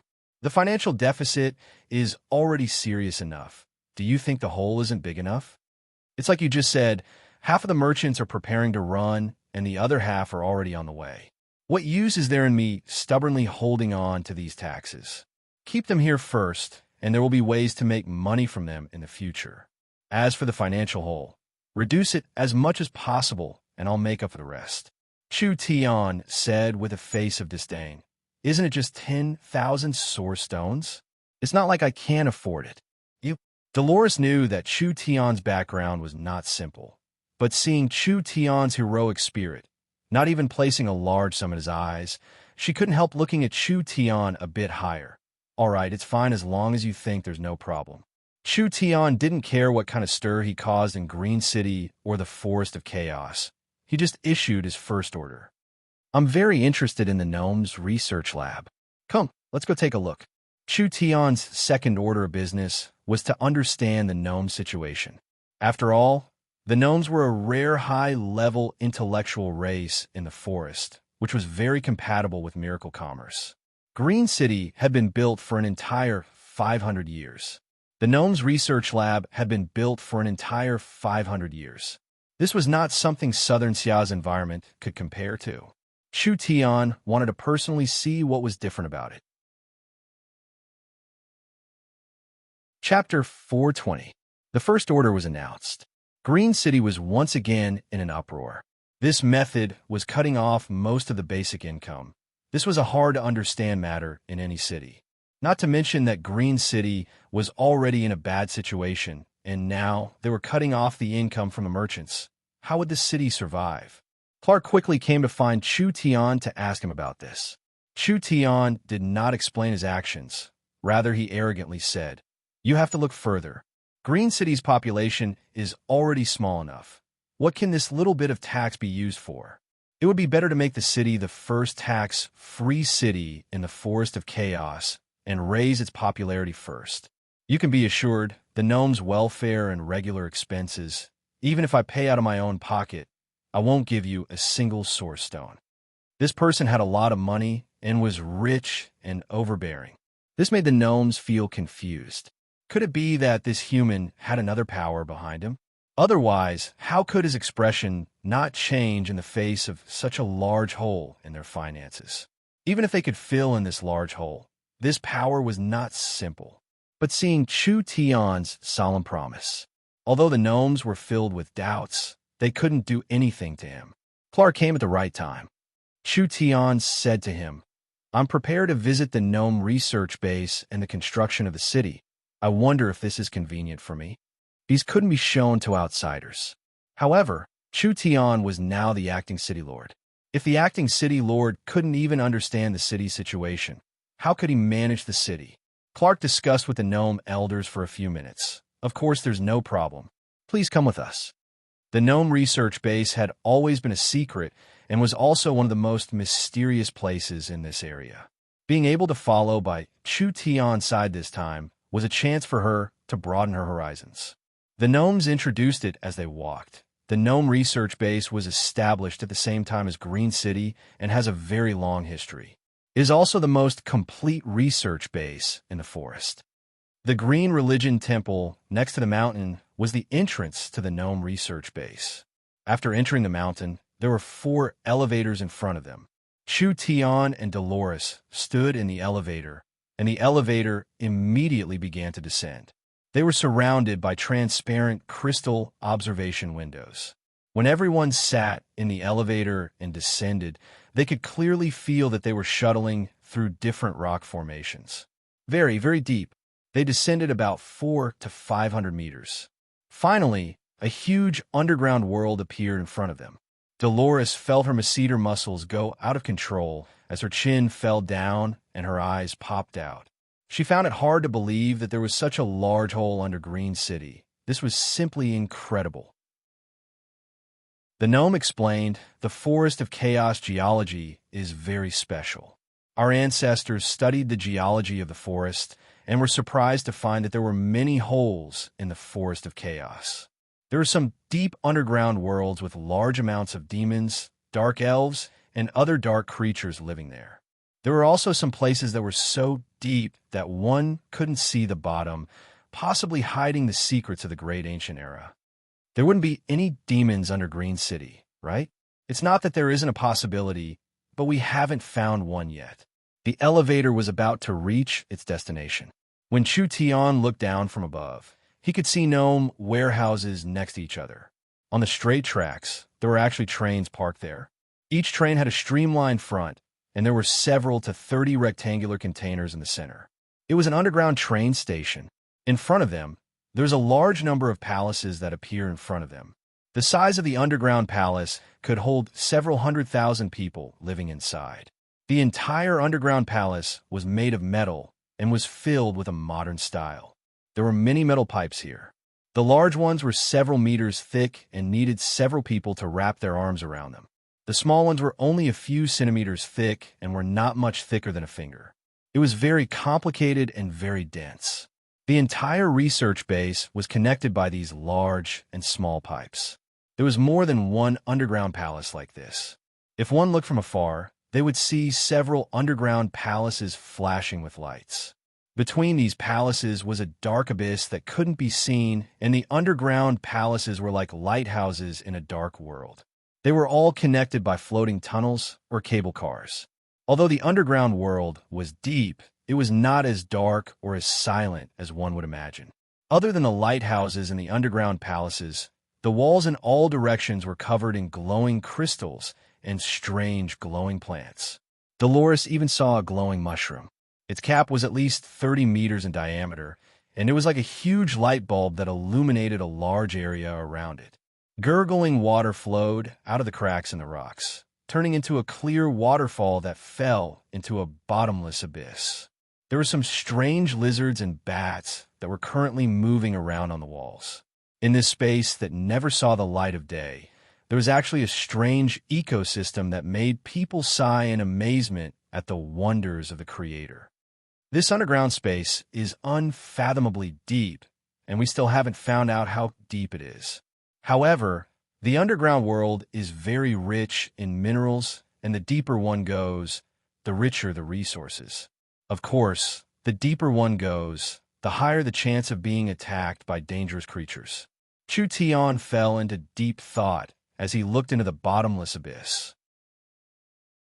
Regarding the underground world of the Forest of Chaos, of course he had some understanding. This was a very complex place, especially in this era. It was unknown how many dangers were hidden here and how many treasures were hidden here. If he had a chance in the future, he would have to properly explore it. Of course, it was not the right time yet, and he did not have the strength to do so. Clark said in a proud voice, "The gnomes used an entire 200 years to create a complete transportation network." The gnomes' transportation system was made up of trains and cable cars.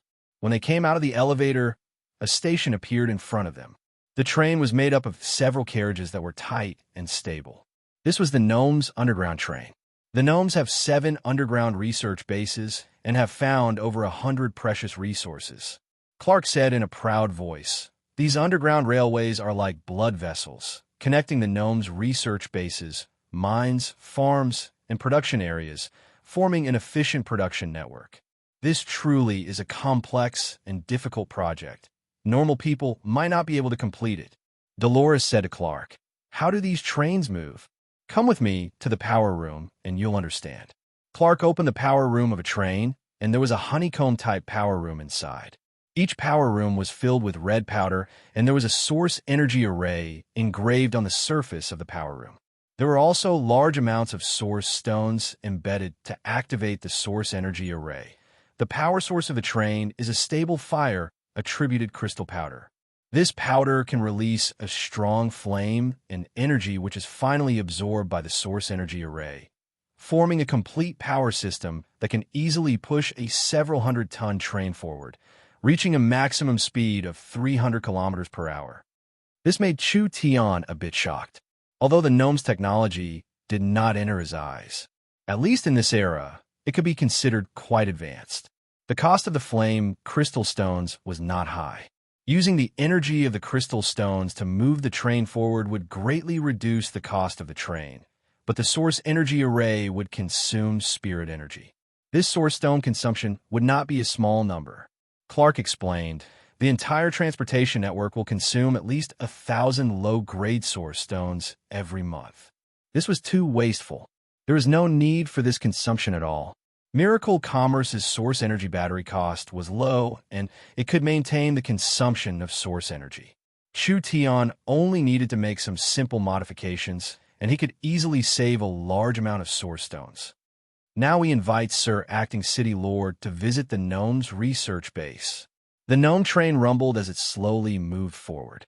The first place it went to was the underground palace in front of them.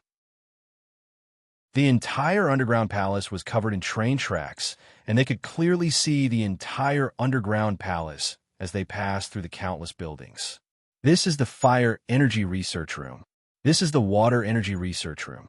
This is the water of life synthesis room. This is... When Chu Tian rode the gnome train through the gnome's research base, he could be considered to have experienced just how grand the gnome's research base was. The gnomes love to explore by nature. It was no wonder they could easily give Green City away. This was because for the gnomes, as long as they had this underground research base and the corresponding funds, it was more than enough. Why is this place this big? Dolores looked at the large round space in front of her and asked, "What's inside?" "This is the Underground Creature Research Lab." Underground creature. Clark opened the door to the research lab. Huge prison cells lined up in front of him. Inside each cell was a strange-looking creature. Dolores stared at the thing in the first prison cell. That fellow looked a bit strange. Its body was extremely evil and slender, only supported by a few tentacles. However, its head was as big as a bucket, and a dazzling light was condensing in its large eyeball. Suddenly, with a pung sound, Dolores was shocked. This creature's eye shot out a beam of light.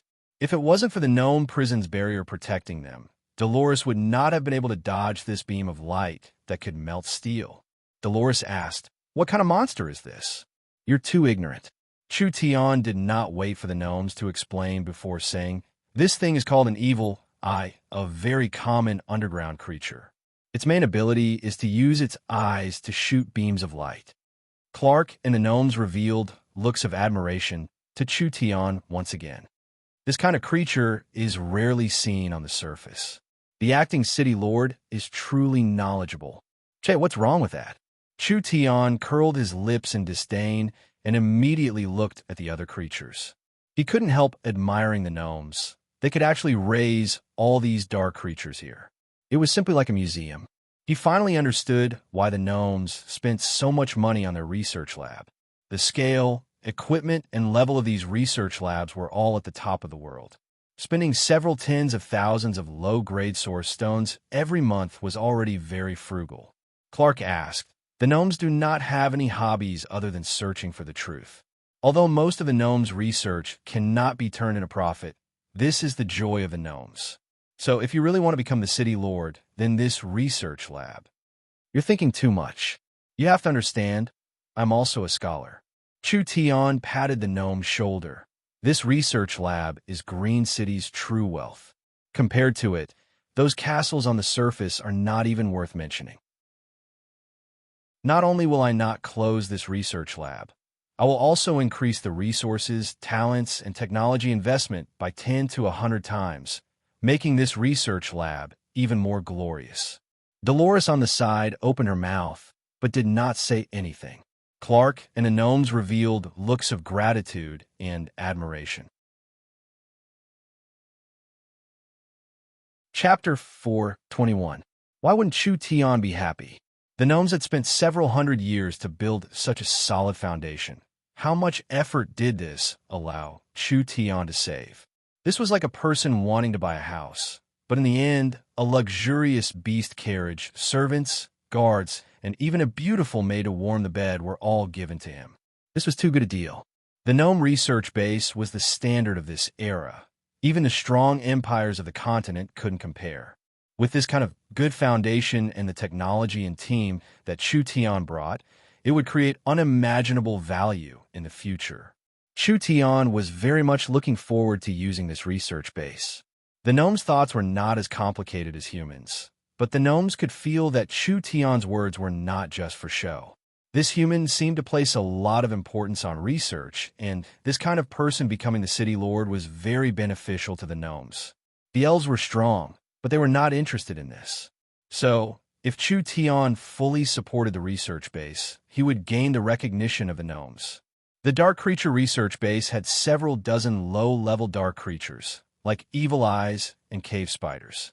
There were several hundred of them, and the cost of raising them each day was not a small number. Chu Tian was very puzzled. Why did the gnomes capture these creatures? Could it be that they wanted to refine a synthetic life form? This kind of synthetic life form refining was a kind of advanced technology that the gnomes could not do. Clark explained, "There are countless of these creatures in the underground world, and they often come to harass us. The goal of our research is to find the weakness of these creatures and find a better way to deal with them." Chu Tian stared at a large cave spider and pondered for a few seconds. "You're saying that there are many of these creatures in this place?" "The underground creatures are different from the ones on the surface. They are more tenacious, eating the underground plants, or eating crystal stones to survive. For example, the evil eyes and eye demons live in the crystal mines and eat the crystal stones to obtain energy. They grow very quickly, just like cockroaches and mice that can't be killed. I suspect that in the area we've explored, there are at least several tens of thousands of them, giving us a headache. That many. Chu Tian's eyes lit up. Good. Very good. The gnomes looked at each other in blank dismay. What did the acting city lord's praise mean? Was it a good thing that there were so many monsters hiding underground? Do you have a map? Map? Oh, yes. This was a map of the underground research base. It clearly marked the location of the underground palace and the railway, as well as the mines and caverns that have been explored in the surroundings. As for the areas where dark creatures often appeared, there were gnomes guarding them.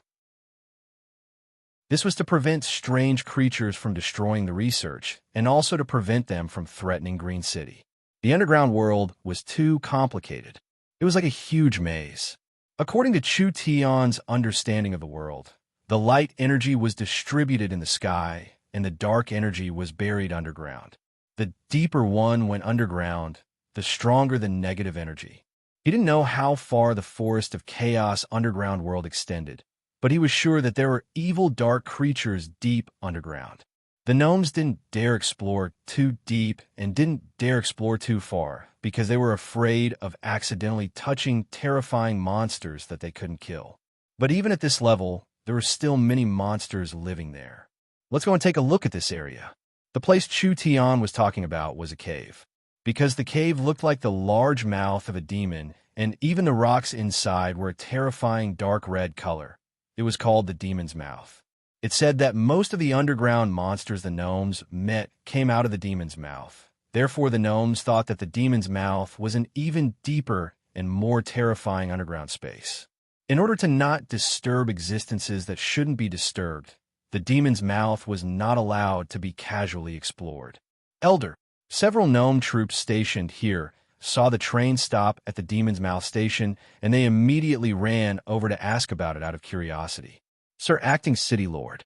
Clark looked at Chu Tian and asked, "Are you sure you want to go in? Even the gnomes don't dare explore this place, and even we don't dare go too deep. If you take the risk on a whim, I'm afraid." "It's fine. I'm not a fool. If something is wrong, I'll come back." "All right then." Chu Tian pulled out his sword and left. Dolores followed without any hesitation. Clark saw that he couldn't persuade Chu Tian, so he had the gnome troops prepare themselves before leading the old priest to chase after him. At this time, Chu Tian had already walked a certain distance. Dolores looked at the surrounding walls and said while walking, "The dark aura here is very thick, making people feel very uncomfortable. The fungi and vines in the Demon's Mouth were mostly a strange purple or blue color, and the rocks were dark red, making it seem dark. The cave was open in all directions. Sometimes it was wide, sometimes it was narrow, sometimes it was as steep as a mountain, and sometimes it was separated by a deep ravine. There were always strange fluctuations and sounds coming from all around, making this place feel an ominous aura. Chu Tian felt the fluctuations in the air. There's a monster coming. He didn't even finish his sentence. There were sharp sounds coming from all directions as giant figures quickly charged out. They were very fast, and even in this complicated terrain, they could still move at high speeds. Other than Chu Tian, they were all in the true spirit realm. Dolores was prepared to make a move, but she didn't even have time to use the demonic god priest summoning technique. She suddenly felt like she had been hit several times, and her head instantly turned dizzy. She couldn't even stand straight and fell onto Chu Tian's body beside her. Chu Tian quickly supported Dolores. A fierce figure charged out, and several sharp claws swept out like lightning, trying to tear Chu Tian and Dolores to pieces. Fuck, seeking death. Chu Tian's blade was covered in blue flames, and a beautiful sword chi slashed out. That monster gave a pitiful cry and flapped its wings to fly away. However, although it wasn't cut in half by the sword chi, it was covered in the terrifying netherworld flame. It didn't have time to retreat before its body was surrounded by blue and white flames, and it let out a shrill cry before turning into ashes. The gnome priests were all very shocked. Chu Tian had just casually slashed out, but it was enough to show his strength. This was definitely not an attack an awakened soul cultivator could send out. Perhaps even a true spirit realm expert wouldn't be able to easily block it. This human young brat really wasn't simple. Be careful. Clark recovered from the dizziness and quickly shouted. These are bat demons. They can use spiritual attacks and are very hard to deal with. Chu Tian had indeed been hit by a few weak spiritual attacks, but this spiritual attack couldn't affect him at all. When he had just exchanged blows, he had seen what the attackers looked like. It was a monster with an ape-like human body, but it had bat-like wings. Each one was very big, weighing at least 200 kilograms. Spiritual attacks could affect true spirit realm experts? Then this was truly an incredible monster. Chu Tian noticed that the bat demon's spiritual attack was a large area indiscriminate attack released by ultrasonic waves. He couldn't help thinking that if there was this kind of monster on the battlefield, it would sweep through a large area.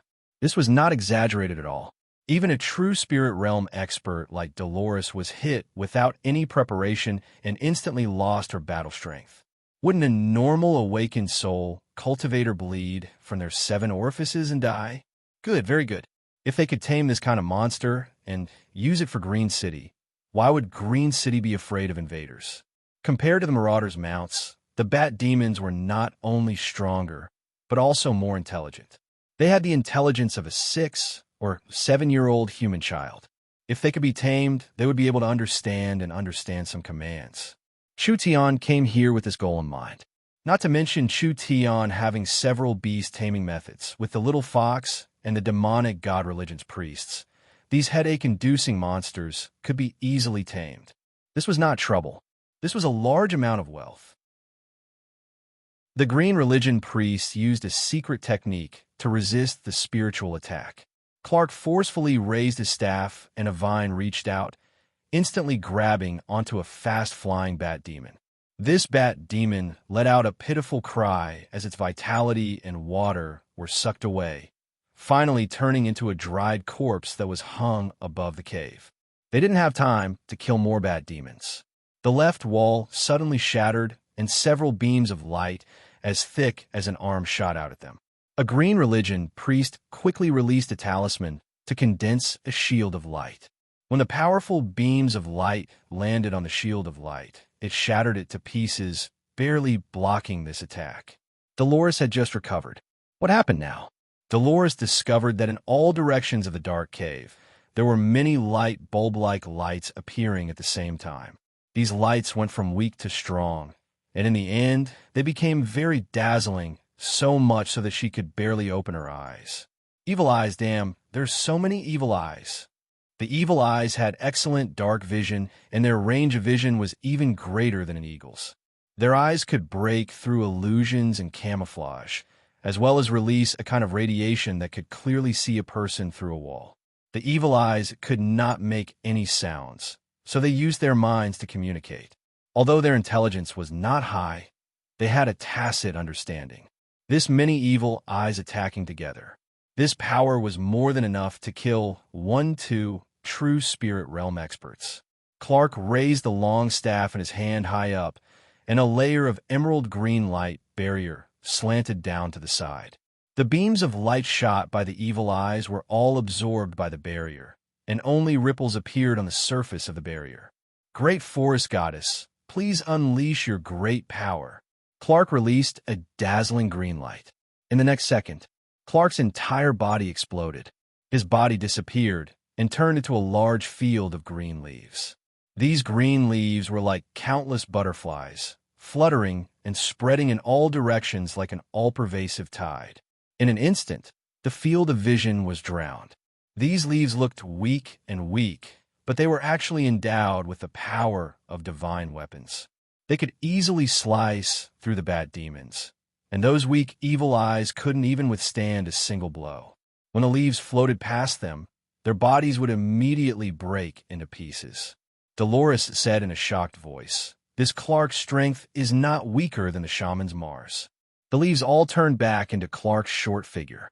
However, there was not a single complete monster in the surroundings. They had all been cut into pieces, and some had even turned into minced meat.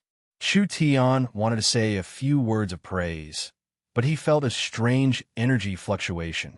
One of the evil eyes that had been cut in half was slowly coming back together, finally standing up again. That big head shook left and right, as if it didn't understand what had just happened.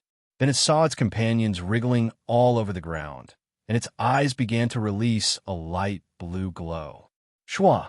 The star-like light fell on one of its dying companions, and the unthinkable happened. The evil eye, whose body had been broken into several pieces, suddenly recovered and stood up with its tentacles. Clark knit his brows. He picked up a leaf and was about to shatter the strange evil eye. Slow down, this is a bit interesting. Chu Tian stopped Clark from killing the evil eye. The evil eye's energy depends on its food. If an evil eye eats fire attribute crystals for a few days, its attack beam will become fire attribute. If it eats thunder attribute crystals recently, then its attack beam will become thunder attribute. This evil eye's energy is very special, which means that the place it lives in most likely has special mineral deposits. We might as well let it go for now and find that place. It might be useful to us. Chu Tian had actually already recognized it. The evil eye could release light beams similar to star energy, and the star energy had healing abilities. Therefore, it could heal its injured companions. This evil eye had most likely eaten some special and this kind of might be useful to Chu Tian. Chu Tian decided to try his luck and perhaps reap some unexpected rewards. Chapter 422. The burning sword chi swept across the ground. Those dying evil eyes were all turned to ashes. The last remaining evil eye shook its huge head. Its consciousness felt a strong sense of danger, and it instinctively turned around and burrowed in a certain direction. Follow. The underground world was too complicated, and the gnomes could not understand it all. Although this place was not far from the entrance to the demon's sin, even Clark and the others did not know what was hidden there. After around 40 minutes, the evil eye entered another cave. It should be here. Before Chu Tian passed through the cave, he felt a wave of pure star energy.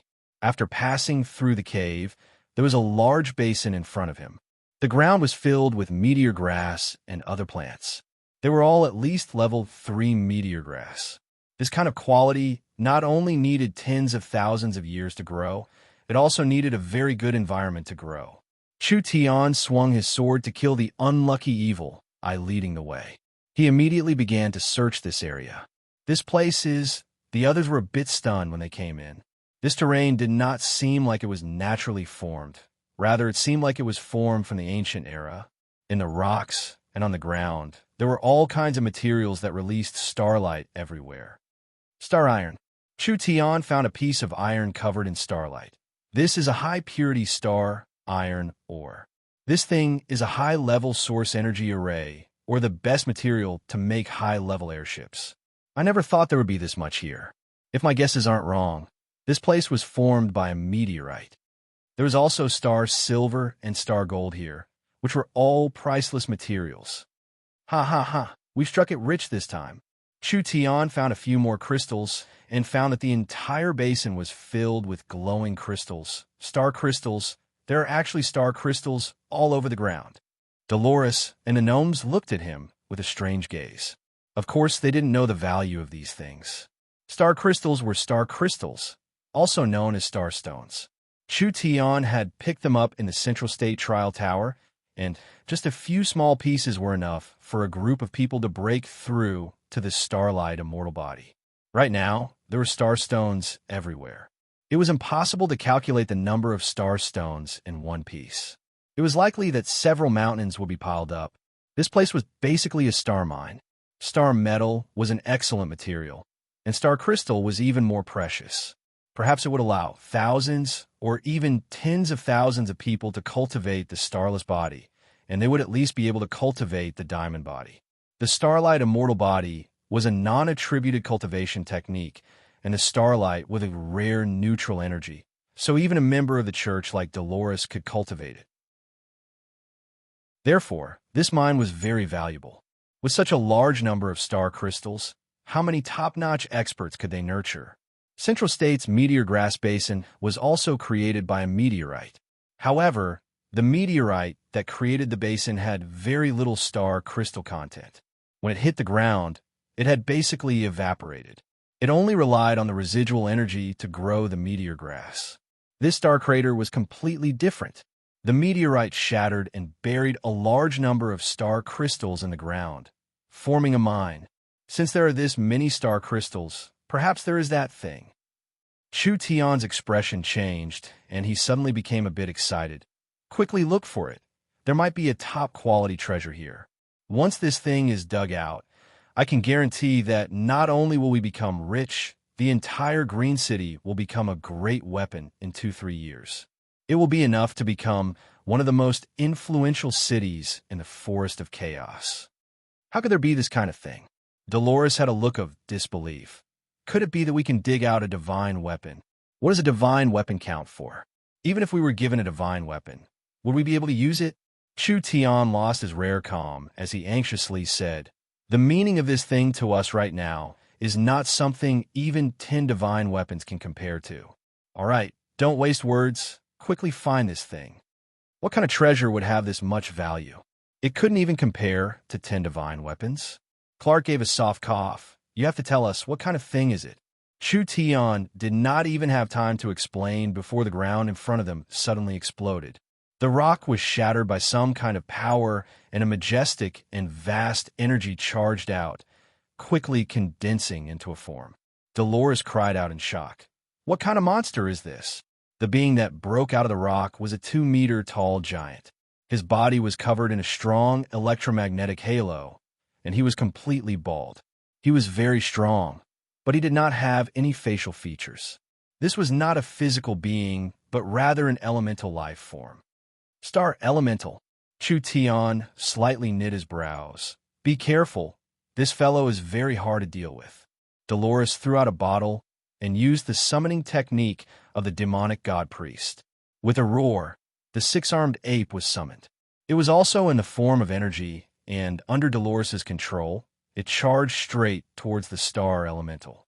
The 6-armed ape's 6 fists turned into a sky full of fist shadows, bombarding the star elemental's body. A shocking scene happened. When the fists hit the star elemental, it wasn't the star elemental that broke, but the 6-armed ape's fists.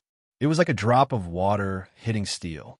When the 6-armed ape attacked the star elemental, its 6 arms were shattered. The power that was reflected turned into a fierce current that instantly filled the entire space. The star elemental silently moved forward and slapped out with its palm. The 6-armed ape did not even have time to struggle, as its body was like water meeting high temperature, instantly disappearing without a trace. Dolores's expression turned very ugly. "This is bad. Its destructive might is at least in the 4th true spirit layer or even higher. We'll be done for if we're hit by it." Clark led the green religion priest to attack at the same time. Countless vines wrapped around the star elemental like a dumpling, but this kind of attack was still useless. The star elemental just shook its body, and the vines that could even wrap around a mammoth were all turned into fragments that scattered in all directions. Clark already knew this was bad. This monster's strength was much higher than they imagined. The star elemental raised its arm, and a storm of energy gathered in its palm. Clark quickly waved his hand and summoned a barrier that was covered in vines. "Quickly run." Could they run? When the star elemental arm swept out, a several dozen meter long starlight blade instantly swept out and exploded Clark's defenses. The terrifying power directly blew several people away like pieces of paper. Almost everyone received a certain amount of damage. The star elemental's body turned into an electromagnetic beam, and with a few flickers, it directly rushed towards Clark. Although it didn't have any intelligence, it had instincts. It knew that Clark's cultivation was the highest, so he was the first target. This is bad. Clark's cultivation was not low, but he didn't have the strength to deal with this kind of fellow. The star elemental used its powerful energy to form a barrier around its body, and even a full strength attack couldn't break it. The star elemental also had a terrifying destructive might. It was not something these people could block. Home. The star elemental sent out a palm. Clark raised the wooden staff with both hands to block, and the terrifying energy formed a shockwave that instantly spread in all directions. The surrounding space shattered like there was an earthquake, and giant rocks kept falling down. Ka.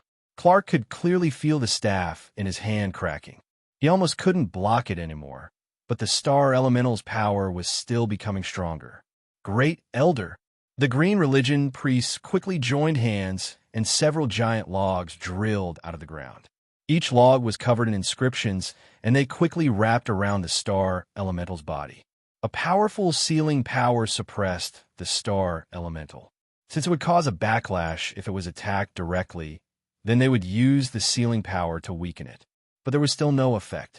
The giant logs with the sealing power seemed like they were being burned by flames as they turned black. If this continued, the green religion priests wouldn't be able to hold on for long. There was no other way. If they didn't make a move, these fellows would all die. Chu Tian released a powerful aura, and a nine-eyed demon god appeared in the air.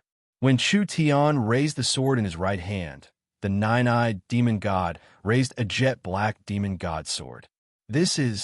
Dolores was completely shocked by this power. She only knew now that Chu Tian had hidden his strength. This power was actually this terrifying. Although he was only in the awakened soul realm, if he used his full strength, it was enough to instantly kill a low-level true spirit cultivator. Dying, Chu Tian stabbed at the star elemental. The star elemental used its full strength to deal with Clark, but it was also sealed by the green religion priests. Chu Tian used his full strength to stab his sword into the star elemental's body. This kind of attack should have no effect on an elemental being, but Chu Tian had already used the power of his source spirit. The demon god's sword stabbed into the star elemental's body the moment Chu Tian stabbed out. The star elemental did not have a mouth and could not make a sound. However, everyone could clearly feel that there was an extremely mournful scream and wail reverberating in their minds. It was as if a detonator had been shoved into their brains, and it was enough to make everyone dizzy and knock their heads against each other. The star elemental's body quickly twisted. Like gas meeting an exhaust fan, the star elemental condensed into a body of starlight that was completely sucked into Chu Tian's body through the demon god sword. It quickly filled Chu Tian's meridians, muscles, and bones. This vast star energy almost caused Chu Tian to explode. Whether it was Clark or Dolores, they all had a strange feeling. Chu Tian had turned into a black hole in an instant, swallowing the star elemental in one go. Swallowing effect? No, this strange ability seemed to be one of Chu Tian's many abilities. They could also feel various auras from Chu Tian's body, like his soul, his mind, his space, and his time. These people were all true spirit experts. They were all toppled at this moment. How is this possible? After Chu Tian swallowed the star elemental, he immediately fell to the ground. Every pore on his body released starlight, and he could only use his sword to support himself. Blood flowed from his nose and eyes. This was the side effect of his source spirit's backlash. Everyone did not even have time to let out a sigh of relief. There were suddenly several explosions coming from the distance. Clark's eyes almost popped out. There are still many star elemental. Dolores also saw that there wasn't just one star elemental here. There were many star elemental. There were a few that were very large, and their auras were several times that of the previous one. Quickly run. Clark did not even think as he threw out a vine to wrap around Chu Tian, wanting to quickly escape. Wait a minute. Chu Tian pointed at the place where the star elemental had been killed. In the gradually fading light, a strange gem flew out. We have to take this eye of the star. Dolores charged forward to grab the gem, and they quickly left this area. Fortunately, the star elemental did not seem interested in chasing. Otherwise, with their lightning-fast speed, they would not be able to escape no matter how fast they were. Chapter 423. It can only be said that they were lucky this time. The star elementals did not have any intelligence. They only knew how to instinctively attack creatures that intruded into their territory. But when the intruders left, they did not chase after them, allowing them to leave the underground world alive. Otherwise, with the speed of the star elementals, even if they couldn't kill them all, they could at least kill half of them without a problem. Chu Tian did not have time to explain. His body was filled with a vast amount of star energy, and if he did not quickly refine this energy, perhaps his body would explode at any moment. When he returned to the surface, he quickly went to a secluded valley in Green City. He sat down on a giant rock and began to cultivate. Each pore released the aura of star energy, and his body was covered in starlight energy, as if it could break out of his body at any moment. This situation was very dangerous, but it was a very good opportunity. The starlight energy was refined by the star elementals over countless years. The amount of energy he swallowed in an instant was not inferior to absorbing a ton of star crystals. Once this energy was refined, it would allow Chu Tian's starlight immortal body cultivation technique to go up another level. If he hadn't cultivated this starlight immortal body, Chu Tian's body would have been tempered by the power of the stars for a long time, so he would have a high tolerance for the power of the stars. If it wasn't for the fact that the power of the stars was pure energy without any attribute, it would be very gentle. Otherwise, if this energy was poured into his body, even if he didn't explode, he would still be half crippled. It had begun. Chu Tian began to circulate his cultivation technique. The star energy stopped rampaging through his body and began to evenly distribute throughout his body. It slowly seeped into his skin, muscles, and bones, almost completely fusing with his body. He began to refine it again and again. Chu Tian could clearly feel that his body was quickly being strengthened. Under the refinement of the power of the stars, each muscle was filled with endless vitality, becoming 10 times stronger than before. Finally, the elemental energy accumulated in his body was completely turned into the power of the starlight immortal body. Naturally, the effect was immediate. Chu Tian could clearly feel the cultivation technique in his body strengthening rapidly. The starlight condensed on the surface of Chu Tian's body was no longer as transparent as a diamond.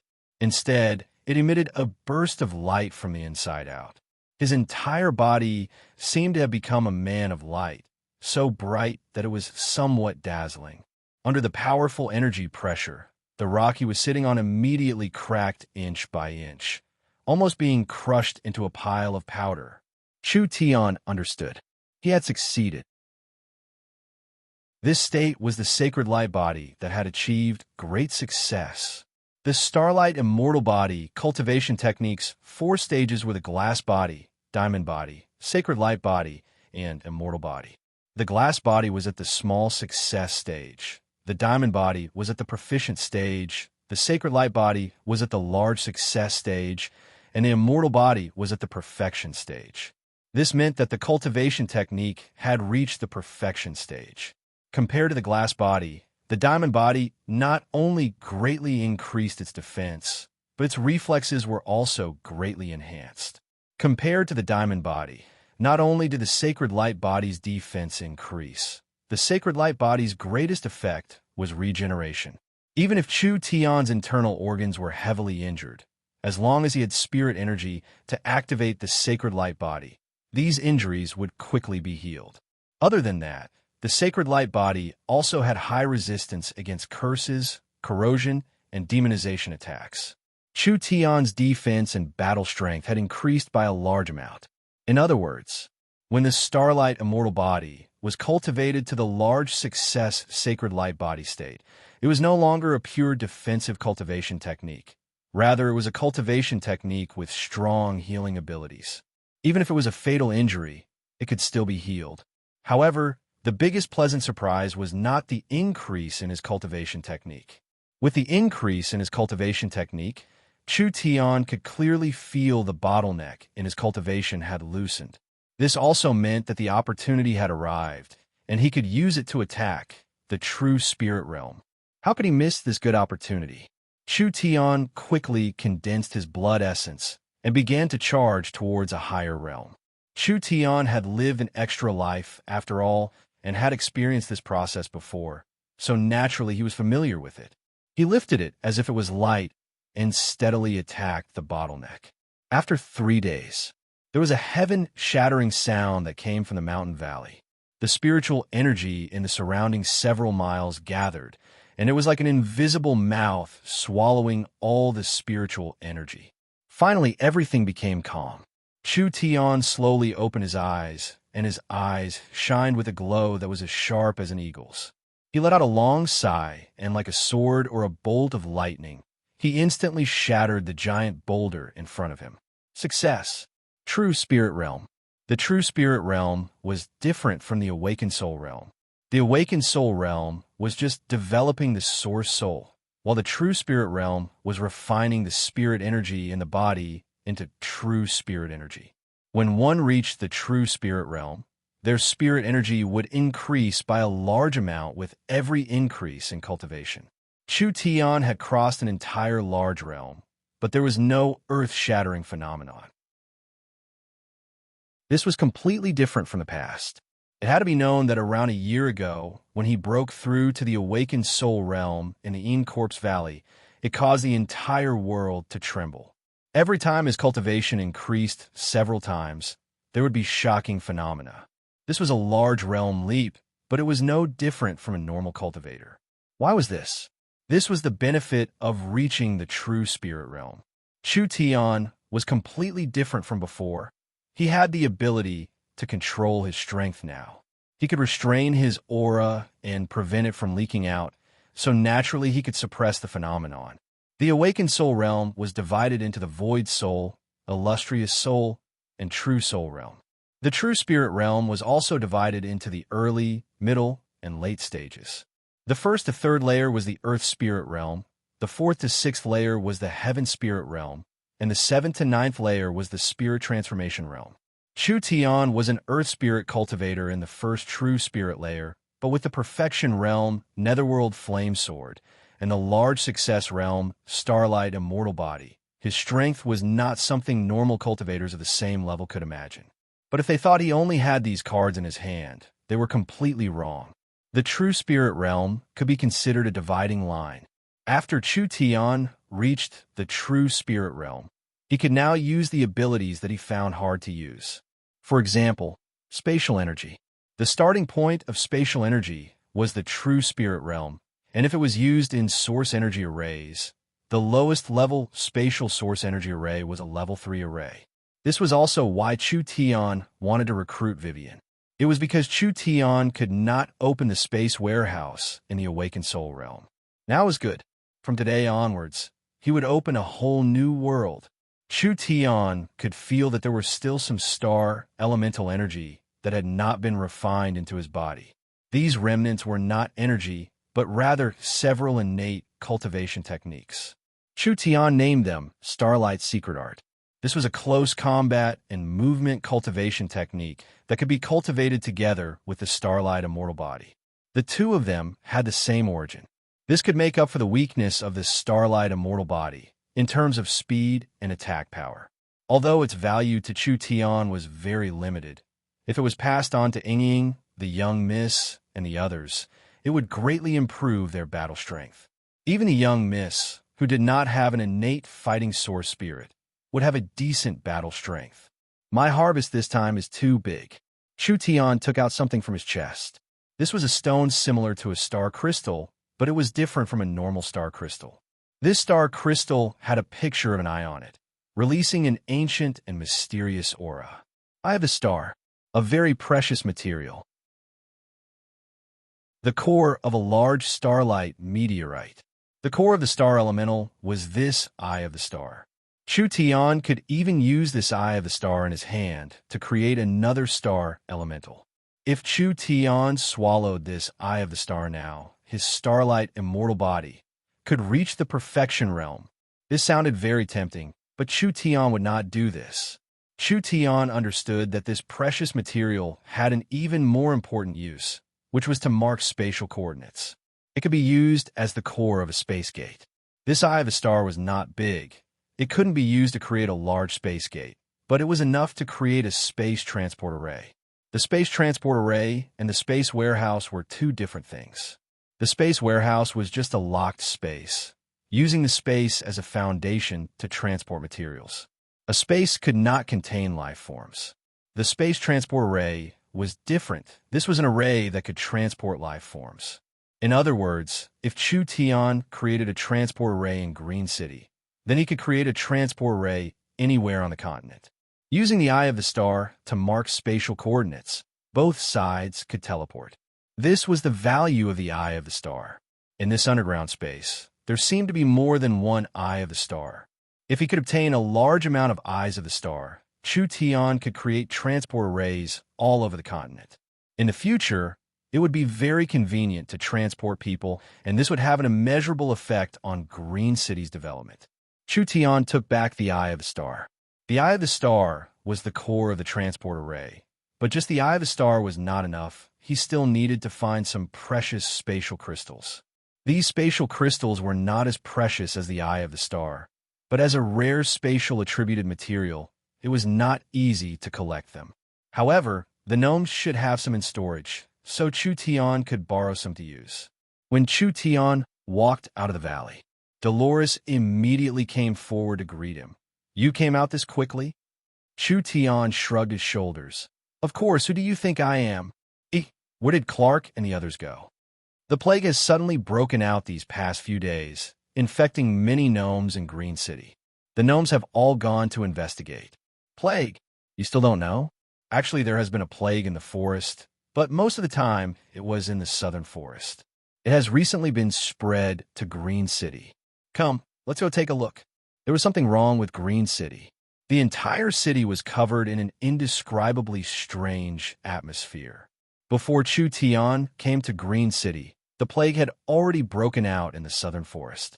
There were several local armies that had been completely wiped out, and large areas of the forest had been contaminated by the plague. The situation was quite serious, but it was only in the forest. He didn't know what was going on, but the plague had broken out in Green City and infected 40,000 people in just a few days. The situation could be said to be very dangerous. This really was seeing a living ghost. Chu Tian had used the tax exemption policy to keep the merchants, but now he had to run away on a large scale.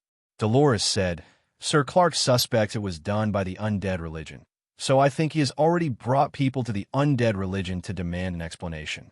However, Clark does not have any evidence, and even if he did, he would not be able to do anything to these necromancers." Chapter 4:24. The undead religion believed in the death god and the nether god. This was a very mysterious religious sect. The ancient sects of the 10,000 corpse ancient ruins were similar to the undead religion. The only difference was whether they had faith or not. No matter what, cultivators that dealt with ghosts and corpses were kept at a respectful distance by most people. When Green City was still flourishing in the past, the Lich had brought a large group of necromancers to Green City. They controlled tens of thousands of corpses, simply never getting tired of doing hard labor.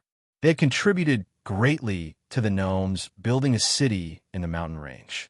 It was because of this that the gnomes allowed the undead religion to build a temple to increase their followers. Who would have thought that after these years, the undead religion would become stronger and stronger, even faintly threatening the gnomes? Especially this plague outbreak. This was clearly the work of the undead religion. Clark led the gnomes to surround the undead religion temple. The necropolis was a gray castle with a pointed arch. Many gargoyles were squatting around the castle like statues. They looked like decorations, but in fact, they were dangerous monsters of death. There were several circles of green protectors surrounding the castle at this time. Several thousand gnome elites were surrounding the entrance of the undead religion temple, currently confronting the necromancers. Both sides were ready to fight at any moment. Clark's face was filled with anger. "Samuel, do you really have to be enemies with Green City?" Hey. The leader of the necromancers gave a cold laugh. "Clark, Green City is no longer the gnomes. You should be very clear on this point. Even if we are enemies with Green City, what does it have to do with you? Have that turtle-like city lord come out. I really want to see what kind of person he is, actually making you gnomes shamelessly send a city to bow down to him. This person's words were very harsh. Chu Tion's brows jumped up as he revealed a look of dissatisfaction. Dolores whispered in his ear in a serious voice, "Samuel, an important priest of the undead religion temple. His strength isn't bad, around the third true spirit layer. He should be in the top 5 of the necromancers here. Then why isn't he a lich?" Samuel was not a lich. He was a living person, but he was covered in bandages and wore a huge cloak. It was impossible to see his appearance, so it was impossible to distinguish his race. "Do you think every necromancer is a lich?" Dolores rolled her eyes in annoyance. The lich transformation is one of the top ceremonies of the undead religion. Only the most outstanding and powerful people have the qualifications to do it. However, even if they have the qualifications, their physiques might not be suitable for turning into a lich. In the entire Green Country undead religion, there is only the founder lich, and it's said that he is an old monster that has lived for over 2,000 years, even older than the old elves in the eternal forest. Is a lowly existence like the lich worthy of such reverence? Chu Tian curled his lips in disdain. "Your way of thinking is hard to understand. Hey, what are you talking about? Who doesn't envy the liches?" Dolores retorted, "A lich is immortal. Immortality is something that many people yearn for even in their dreams. How many monarchs and emperors of the continent wish to become an immortal lich? I don't believe that you won't pursue immortality." The lich in people's hearts was a very mysterious existence. This kind of undead monster was transformed from a living being through a ceremony, so the lich, in theory, should exist forever. "Your way of thinking is completely wrong," Chu Tian softly said. "Don't think that the lich is that good. They don't breathe, they don't have a heartbeat, they don't have senses, they don't need to eat, and they don't need to reproduce. They're deprived of all the pleasures of life in exchange for an immortal body. So what meaning is there in that?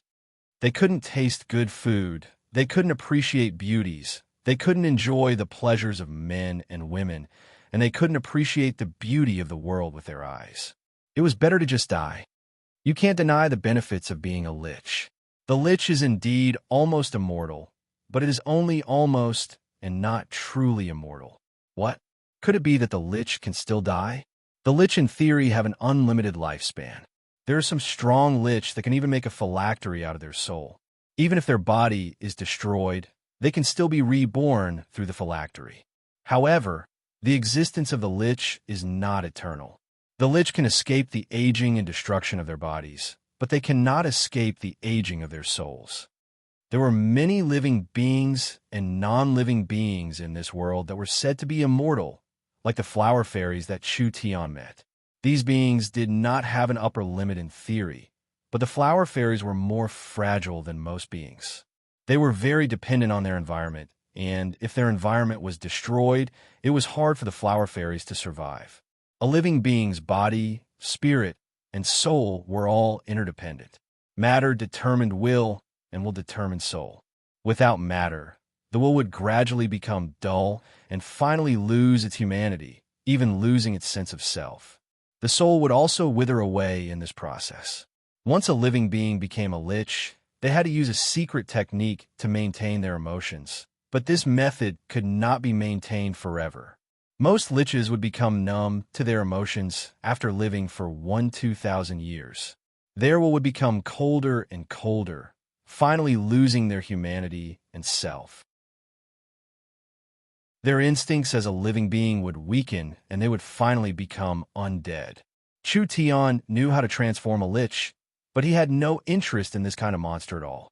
These words attracted the attention of the surrounding people, and even the people from the Necromancer Temple looked over. "Acting City Lord, the Acting City Lord is here." The gnomes discussed among themselves as they looked at the young human with strange gazes. Most of them were filled with doubt and distrust. Letting a human become the city lord here was a hard thing for the gnomes to accept. The plague in Green City had been very serious recently, and this so-called acting city lord had only appeared now. This was a bit unreasonable. I was wondering who it was that dared to talk about the great Lord Lich. Samuel looked over Chu Tian with eyes filled with ridicule and anger. Are the gnomes in a desperate situation? This kind of useless human can also become the city lord? It wouldn't be strange for this city to be destroyed. Dolores immediately asked, "This also means that you admit that everything was caused by the necromancers. You still don't understand? This is not important and not the main point." Samuel's eyes were filled with ridicule. Those tens of thousands of gnomes infected with the plague, they won't live past 2 days. This is the main point. You're going too far. The gnomes were enraged. This matter was 100% the work of the necromancers. Samuel definitely had a reason for being this arrogant. That damn lich had not appeared yet. So what use was there in killing these necromancer priests in front of them? The gnomes still could not solve the situation in front of them, not to mention that tens of thousands of their clansmen were infected. This was equal to tens of thousands of hostages in their hands. The gnomes could not ignore their clansmen, so they were bound to be threatened by these despicable necromancers. No matter what, they had to save their clansmen first. Clark couldn't help loudly asking, "What conditions do you have? Speak." If the gnomes want their clansmen to live, it's very simple. Give up the city lord position and let the great lich rule Green City. Otherwise, this small plague will just be the beginning. In your dreams, is the lich worthy of Green City? A waste human can be your city lord, but the noble and knowledgeable Sir Lich can't? Clark, please understand this. I'm not joking with you.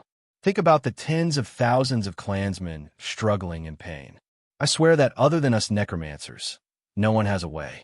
Samuel pointed at Chu Tian. Of course, you have another choice. That is to kill this human and send his head to the eternal forest. Then you can rely on the Dragon's Ridge and be loyal to the Dragon's Ridge. Like this, you gnomes will still be the masters of this city. Not only will the undead religion not be enemies with your green religion, they will also become your strong allies. It was impossible for the Lich to sit on the city lord's throne. It wasn't like the necromancer priests didn't know this. Samuel purposely made this request to pave the way for his second request. Kill Chu Tian. Cut off relations with the eternal forest. This was what the Dragon's Ridge wanted to see. The tens of thousands of gnomes' lives were in the hands of the necromancers, so it shouldn't be a hard choice to make. After all, the gnomes did not like humans, so why would they give up their clansmen's lives for a trivial human? You should know the stubborn nature of the eternal forest people. Samuel added oil to the fire.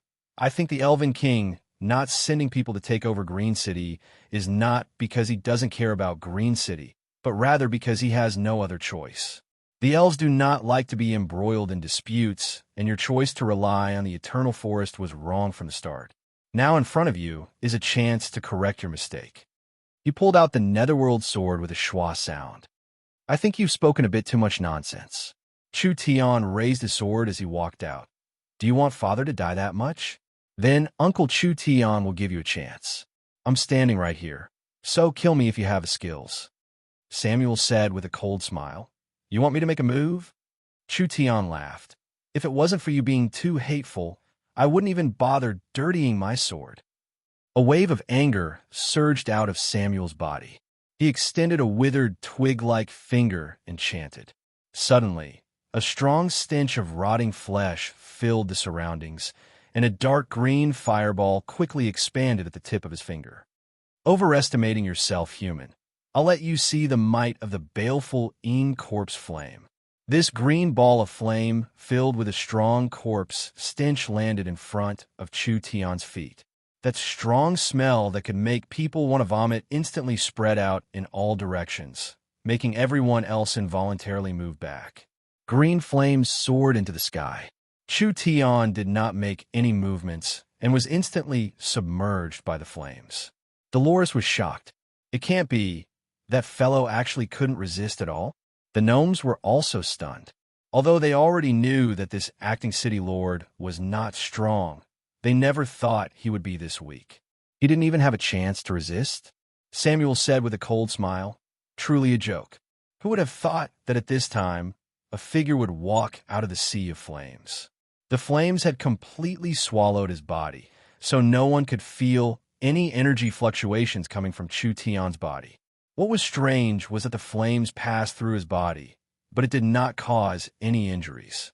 Not a single hair was touched, not even a single corner of his body was touched. What is going on? Everyone in the crowd revealed looks of shock. Some people found a very strange phenomenon. Chu Tian's pitch-black eyes had turned white at this moment, and his aura had completely disappeared.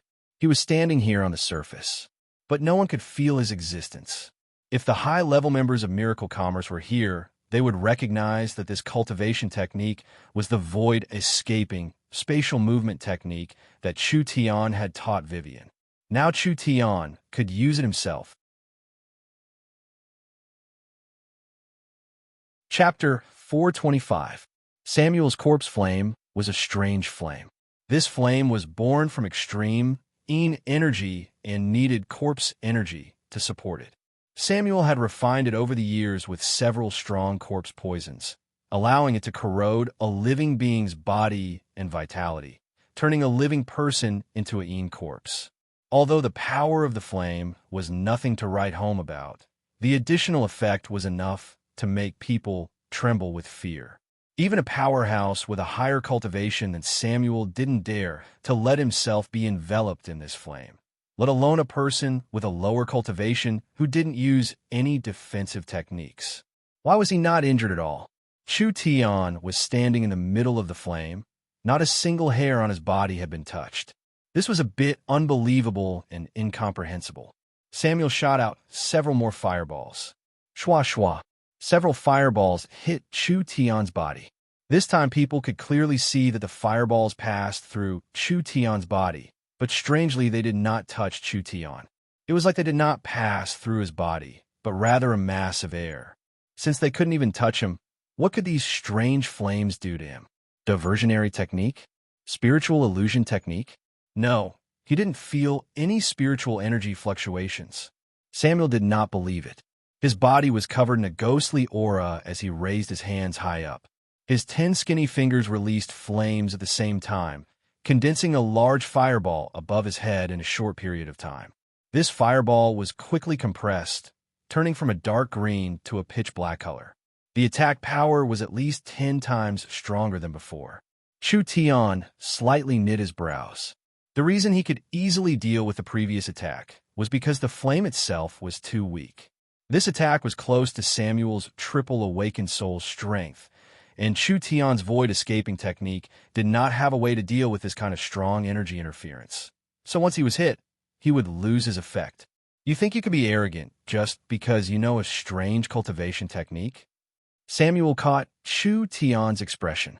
He expected that Chu Tian would not be able to dodge this attack, so he revealed a cold, fiendish smile. How will you block this move? Go die.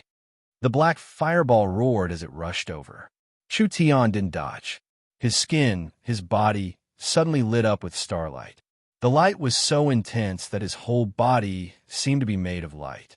He opened his arms as if he were hugging a friend, and very casually and naturally hugged her.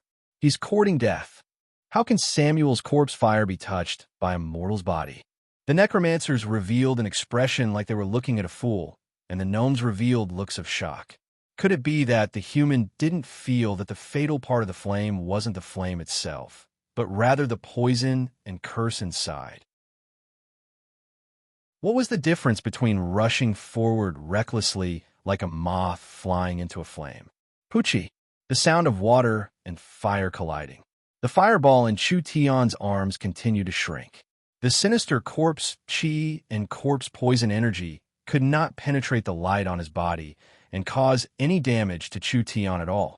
Instead, it was completely blocked out, and in the end, it was completely annihilated by the power of the holy light. Everyone was shocked once again. He was still unscathed. How did this human do it? There weren't many people in Green City that could calmly block Samuel's attack. Actually, this was one of the effects of the sacred light body. Not only did the sacred light body have a strong defense, it also had a strong resistance to this kind of dark death energy. It could even be said that it completely countered it. Samuel finally understood. The people sent by the Eternal Forest were not ordinary people, This kind of defensive ability could make him an outstanding talent in Green City. If he wasn't careful in dealing with this kind of opponent, perhaps there would be endless troubles. Chu Tian raised his sword and turned into a burning sword chi that swept out. Samuel's cloak released a large amount of dark energy that was like several hundred wandering spirits surrounding him, immediately forming a layer of defense. Chu Tian's sword chi hit it, but it couldn't harm Samuel at all. "You're only SOSO." When Samuel's voice was halfway through, Chu Tian suddenly turned into an afterimage and disappeared. This speed was so fast that even Samuel, who was in the rank 3 true spirit, could not react to it. In an instant, more than 10 extremely fast sword lights passed through Samuel's body like threads.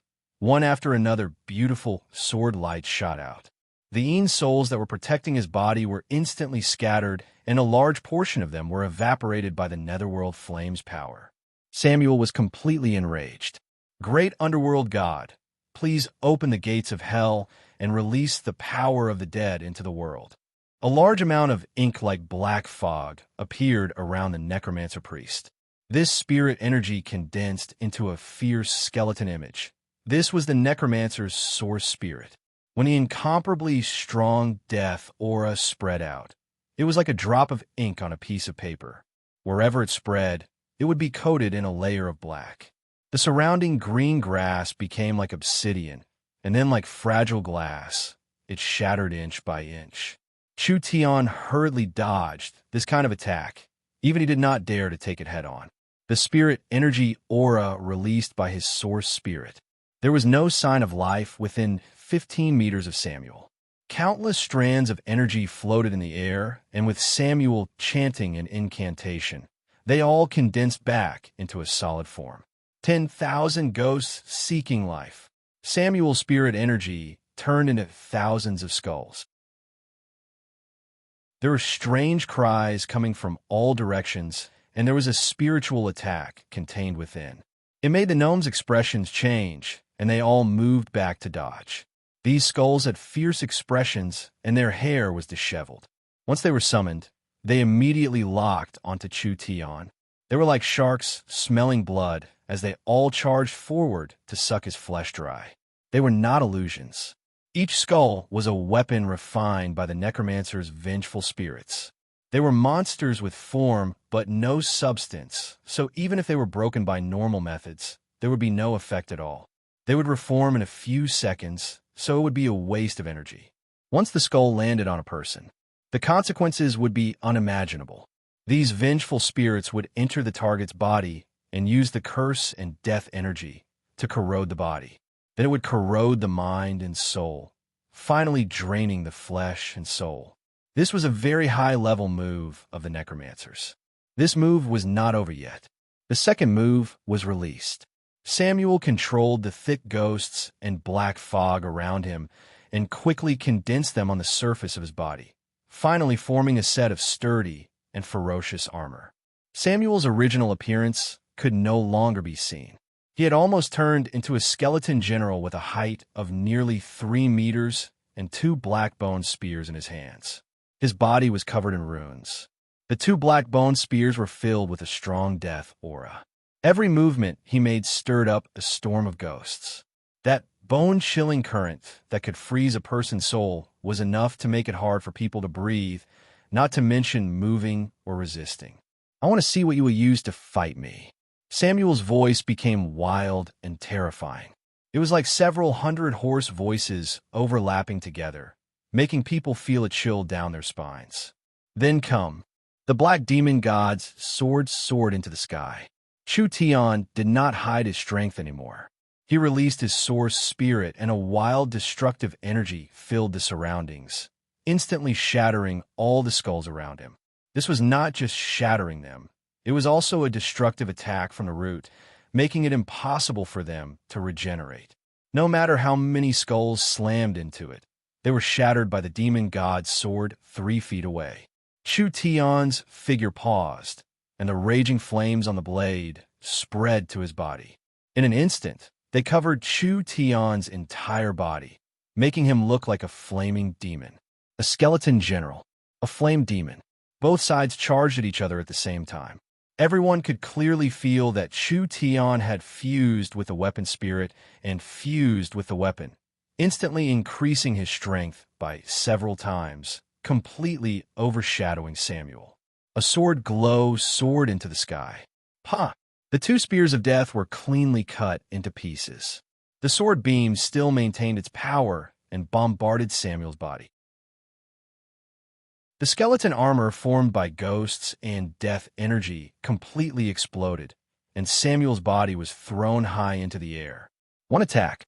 Chu Tian only used one attack, clean and direct, without any fancy moves. He used a single attack to crush Samuel. Chu Tian's figure flickered and his flame body split into 8, shooting out like meteors, evenly distributed in 8 directions around Samuel. The sword glows in each figure's hands became incomparably dazzling, condensing a terrifying strength. "No, you can't kill me," Samuel struggled as he angrily roared. "Otherwise, tens of thousands of people will be buried with you." Clark's expression also changed. He didn't have a way to save his clansmen yet, so if he killed this fellow now, it would be impossible to stop. He did not have a chance to stop him. Chu Tian's movements were too fast, and the 8 figures moved at the same time, releasing the netherworld flickering flame slash. Each figure sent out at least 30 sword glows. The 8 figures sent out over 200 sword glows in half a blink of an eye. The entire field of vision was filled with a storm of blue sword glows. It was like a beautiful exploding flame blooming in the sky. Under the cover of the sword glows, everyone's eyes opened wide. The momentum of this attack was very strong. In the center of this incomparable storm of sword chi, anything would be instantly turned to dust. Finally, it would be swallowed by the wild netherworld flames, not even leaving a bit of residue. The sword glows disappeared as quickly as they appeared. It was like a flash in the pan, stunning people and making them feel pity. When the storm of sword glows disappeared from the sky, Chu Tian slowly fell to the ground, and the flames slowly disappeared from his body. He spat out in disdain. "You want to kill me with this little bit of skill? I think the necromancer priest's methods are only SOSO." The entire scene was filled with a deathly silence. The gnomes were all stunned. Who said this human was weak? He was clearly strong enough to make people's hair stand on end. A human that wasn't even 20 years old had the greatest potential. If he was given 30-50 years of time, how strong would he grow? You killed Samuel." The other necromancers reacted after a few seconds. Anger, shock, and fear filled their hearts at the same time. "Not only did I kill him, I also want to kill you all." Chu Tian charged at the necromancers with a sword glowing behind him. One person with a sword charged at several hundred necromancers. Chapter 426. Even if Samuel was not a peak expert of the undead religion, he could still be considered a top expert in Green City. With the gnome's great elder Clark personally making a move, even if he could win against Samuel, he would still have to pay a bit of a price. The necromancer priests were ruthless and incomparably crafty, catching people off guard. No one dared to underestimate this group. But now, the acting city lord that everyone looked down on. This young human that was too young to be normal. He had actually directly killed Samuel. The entire fight was very short, and he was at most in the first true spirit layer. In a situation where he crossed 2 levels without paying a price, he had almost killed the 3rd true spirit layer priest Samuel. This could not be described as a genius. This human surpassed common sense. He was a completely monstrous existence. The several thousand gnomes had seen the fight. The human sent by the Elven King was not trash. Although this kind of strength didn't count for much in the Eternal Forest, in terms of battle strength, he was at least in the top 10 in Green City. Not to mention that he was still this young. He might not be inferior to those old fellows in the Eternal Forest in the future. Shua. Chu Tian did not stop. People still had not recovered from their shock. Chu Tian already charged forward with an endless might, turning into a sword glow that swept past several necromancers. Several bodies were cut apart by the sword glow without any resistance, and a netherworld flame swallowed their bodies. Kill! Kill him! The necromancer priests roared out in rage. Chu Tian's eyes turned white again, and the space around him trembled. He took a step forward and instantly disappeared, moving to the center of the necromancers. Spatial movement? Damn! A giant sword glow swept out. Several dozen necromancers were sent flying like butterflies with their bodies burning in flames. These necromancer temple guards were all elites of the church, but Chu Tian had been cut down like vegetables. Several necromancy priests hurriedly chanted an incantation, and the motionless gargoyles that were squatting like statues on top of the shrine all came to life at this moment. They flapped their wings and suddenly rushed towards Chu Tian. The gargoyles were puppets refined by the necromancers. They were similar to the shaman's voodoo puppets and the Green Country's protectors. Each gargoyle was not inferior to a ninth awakened soul layer demon beast, and they were covered in death arrays and curses. Even if they fought with opponents of the same level, they would still be at a disadvantage. 300 gargoyles were awakened, instantly forming a terrifying force. The 300 gargoyles spread their wings, and a gray wave of light blasted out, covering a large area. Everything within the light was corroded by the powerful curse power and turned into gray stones. Petrification curse. This was a kind of curse power that could directly turn living beings into stone. Chu Tian was not affected at all as he quickly passed through the light wave. He swung his sword and cut down several necromancers. The other necromancers had already been pushed back, and they quickly made their move to resist. The graveyard around the shrine was dug open, and zombies covered in stitches were awakened. It was like there were springs in their bodies as they shot out from the ground. These stitched-up puppets were all zombies transformed from corpses. Although their bodies were stiff and slow, they were filled with various poisons and curses. Each one had a shocking close-range attack power. Although they were not as agile and fierce as the gargoyles, there were over 1,000 of them. Chu Tian completely ignored the dense, undead zombies in front of him. He raised his sword and cut a necromancer in half. These were cultivators that controlled death energy. These frightening undead monsters. He treated them like grass. There were several hundred necromancers and over 1,000 undead monsters, but they couldn't stop Chu Tian at all. Kill him. Quickly kill him. The gargoyles released a dark purple energy, and 2 bolts of lightning shot out from both sides, roaring as they slammed into Chu Tian's body. In the end, the gargoyles did not hit Chu Tian. Rather, they passed through Chu Tian's body and hit each other. Pong! The 2 gargoyles exploded like cotton. The undead zombies spat out fireballs, wind blades, icicles, poison arrows, and poison darts. Chu Tian kept dodging, escaping from the concentrated attacks. The other attacks all passed through his body like they were hitting air, unable to cause any damage to Chu Tian. Chu Tian was using the void escaping technique while his body was covered in light. Even if the necromancers occasionally broke through the void escaping technique with the sacred light body's defense, these curses, weakening, and corrosion attacks could not affect Chu Tian's body. The various energy attacks could not cause any damage to Chu Tian at all. Kill, advance, kill again, advance again. Chu Tian relied on a single sword to forcefully cut a path through, and then went back and forth to cut his way through. That aura was like a hot knife through butter. Several necromancers that were not weak were cut down by the sword, including 2 necromancer priests. The gargoyles destroyed several dozen zombies and cut down close to 100 zombies, but Chu Tian was not injured at all from start to finish. Not to mention the necromancers. The gnomes were all shocked. Was this fellow even human? They had never seen a person that could easily pass through the concentrated attacks. Not even a single hair was injured. Instead, the other side was completely defeated, unable to resist at all.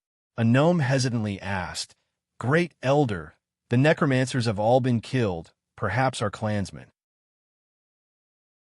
There is no way to change the situation now.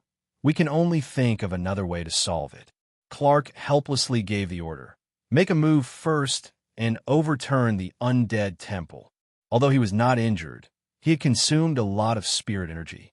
Chu Tian's attacks gradually weakened, and the gnomes finally joined the battle at this time.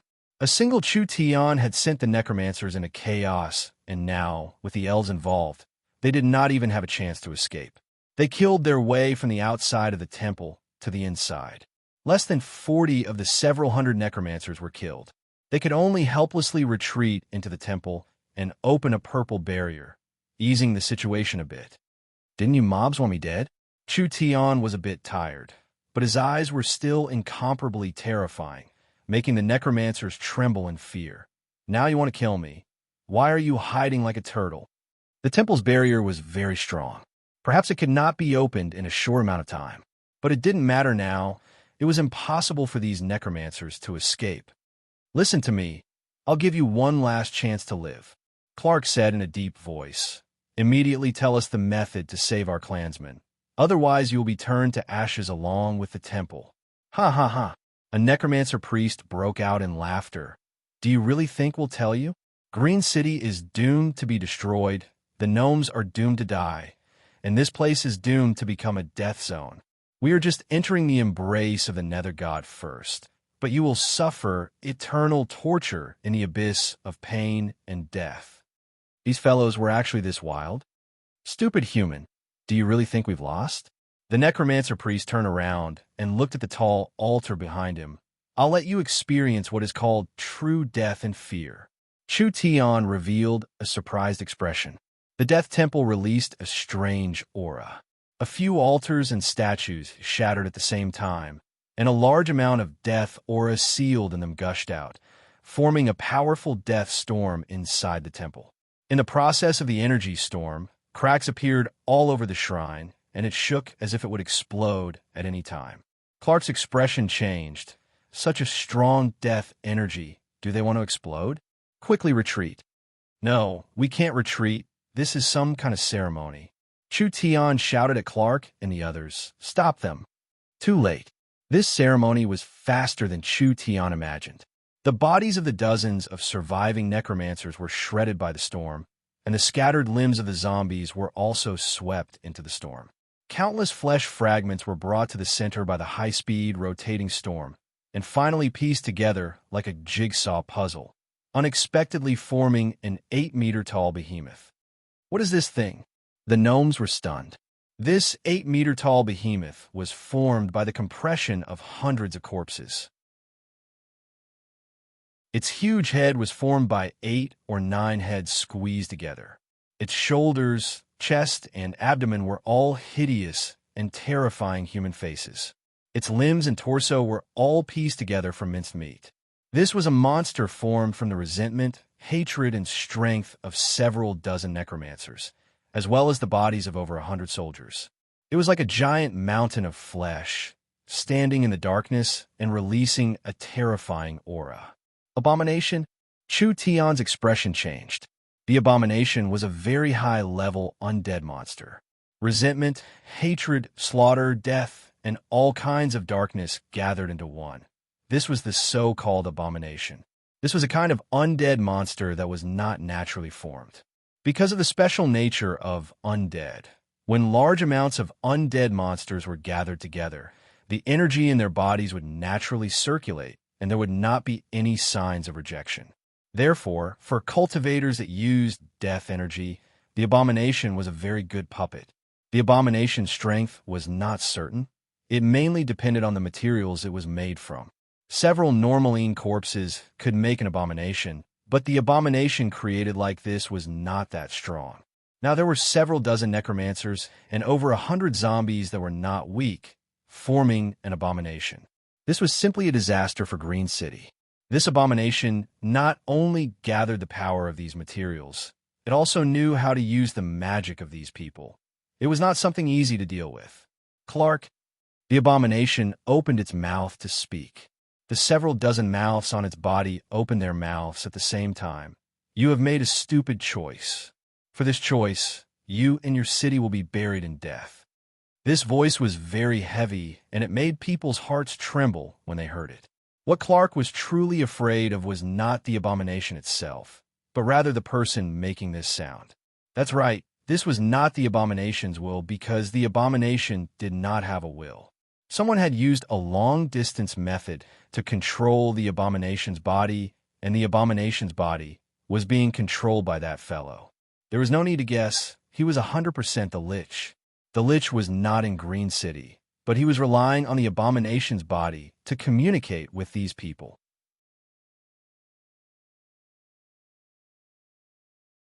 Chapter 427. The abomination had fused several dozen necromancers into its body, with around 10 of them being in the true spirit realm. To create this abomination, it had used up the power of the dead sealed in the undead temple, which was a large loss to the undead religion. But the more they paid, the more they could exchange for it. This abomination's strength had reached the 5th true spirit layer, which was already very strong and hard to resist. It had also fused with the Lich's thoughts. In other words, the one controlling the abomination's body and power was the Lich. When the abomination had a clear mind and consciousness, it could use various secret techniques and cultivation techniques, which increased the abomination's battle strength by several times. Dong, dong, dong. The abomination took incomparably heavy steps. The gnomes felt like the ground was about to collapse, but the abomination's speed was very fast. Even if there was a mountain in front of it, it could still easily smash it to pieces. This majestic aura had a very strong impact on people's minds. Sealing array. Clark and the Green Religion priests made a move. The ground exploded and several dozen giant wooden stakes came out of the ground. Each stake had a sealing rune engraved on it, and when they connected together, it formed a source energy array. The abomination was sealed in the center of the source energy array. Countless strands of energy spread over the abomination's body, finally forming several green vines. One end was connected to the giant wooden stakes, and the other end was like an iron lock locking the abomination in the center of the source energy array. This array was very strong. Even the abomination could not easily break through it, so its body immediately stopped and it lost the ability to move. This was just the beginning. The other Green Religion priests also made their move. Countless vines continued to cover it, turning the abomination's giant body into a small mountain. The strength of the vine's frantic compression could even crush steel. The abomination's body was also constantly being compressed, but it wasn't crushed. This probably meant that the abomination was at least a bit tougher than steel, but almost everyone believed that no matter how strong the abomination was, it wouldn't be able to break free under this kind of restraint. Kill it, quickly. No matter how strong the abomination was, it was still a single entity. The gnomes drew their bows and were about to shoot arrows. There was also a portion of gnomes that directly surrounded the abomination. At this time, they were wrapped in a giant ball that continuously released a gray-green poison mist. The speed at which it spread was very fast. In the blink of an eye, it had covered the entire body of the loathsome evil. This was the poison that was released from the loathsome evil's body. It made people unable to see it with their naked eyes. Clark revealed a shocked expression. What was going on? Could it be that it still had the strength to resist after being sealed? Chu Tian could feel a low chant coming from the loathsome evil's mouth. It was the sound of chanting a strange incantation, and there was an extremely powerful death energy brewing. It was too early. Don't go over. He quickly stopped the gnomes. Retreat. If people could see, the loathsome evil had already been coated with a layer of black death energy. This energy immediately spurted out from its body, and all the places that this energy spread to became the color of obsidian. Vines, wooden stakes, ground, flowers, plants, and even air molecules were all frozen, forming a large patch of tiny black crystals. This power was too strong and too fast. The gnome's sealing array suppressed the aura from spreading ahead of time, making it so the gnomes didn't have time to realize the danger. When they felt the giant black wave surging around them, most of them didn't have time to retreat and were instantly submerged. Within 150 meters of the loathsome, everything was gone. Several dozen giant wooden stakes turned into obsidian pillars, and countless vines turned into fragile stone chains. The loathsome evil easily broke free, and several hundred gnomes that didn't have time to retreat were hit by the energy wave, instantly turning into black stone statues. Their actions of running for their lives and their shocked and confused expressions all froze on their faces. Too terrifying. What kind of powerful death curse attack was this? It was at least 10 times stronger than the one Samuel released. Clark was filled with rage, but at the same time he felt a trace of fear. Although they had several thousand people, the loathsome evil's strength far surpassed his imagination. If they kept fighting like this, most of them would die. Clark, I can feel your fear. The loathsome evil gave a cold and sinister voice. After Green Bishop Lonnie's death, a trivial priest like you can't stop Green City's decline. I'll let you see what true strength is today. Clark angrily roared. If the bishop was still alive, how could he allow a fellow like you to be so arrogant? The loathsome evil did not reply. Its body was covered in poison mist, and it released waves from inside out. Everything it passed through, as long as it was covered in the waves, it would be covered in a layer of black, turning it into a solid obsidian object. The gnomes did not dare block it. With the strength the loathsome evil was showing, perhaps no one in Green City dared to block it. Then, I'll send you to see your beloved bishop. The loathsome evil charged at Clark. Facing this wild energy, Clark's forehead was covered in cold sweat. He could already smell the strong aura of death. This is bad. He could not block this attack. Clark was clear that the Lich's strength was much stronger than the Shaman High Priest Mars. There were only 2 people in Green City that could deal with him in the past 100 years. One was the dying Bishop Lonnie, and the other was the druid prophet Yoda. The bishop was already dead. Yoda was not willing to make a move. The loathsome evil charged at him with killing intent, and no one could stop it. At this critical moment, Chu Tian pulled out his sword. His target was not the loathsome evil, but rather an altar in the undead temple. The loathsome evil felt Chu Tian's movement, and its killing intent increased by several times. With an angry roar, it let go of Clark and charged at Chu Tian. Too late. Chu Tian's sword shattered the altar. The loathsome evil's body that was charging forward began to tremble like it was convulsing. A low and calm voice came from its body. You can see through the source of my power. No matter how strong your divine sense or technique is, it is impossible to control a puppet from this far away. As long as the connection is cut off, how will you be able to cause trouble? Human, I have indeed underestimated you. The loathsome evil's large body suddenly inflated, but it's not over yet. The gnomes shouted in fear. This is bad, it wants to explode. When the Lich's control over the loathsome evil's body was forcefully stripped away, he actually activated the loathsome evil's self-destruction ability. The loathsome evil's energy was too strong, and if it exploded, the consequences would be unimaginable. You're not just looking down on me? Chu Tian's eyes released a green glow, and his hands condensed to power. This was a life energy that was even purer than the green religion's energy. Finally, it turned into a simple seal that slammed into the loathsome evil's body. Life and death. The 2 powers fiercely confronted each other. The wildly expanding death energy in the loathsome evil's body quickly slowed down. Chu Tian turned around and shouted, "Take advantage of this moment and leave this place." These gnomes were all experts of their race, and they instantly shot out like a rain of arrows. After around 5-6 seconds, with a large explosion sound, the Black Sea swallowed everything in a several thousand-meter radius. The ground and the air were all covered in a layer of obsidian-like matter. When Chu Tian took care of the loathsome evil, what he needed to do next was to solve the plague problem.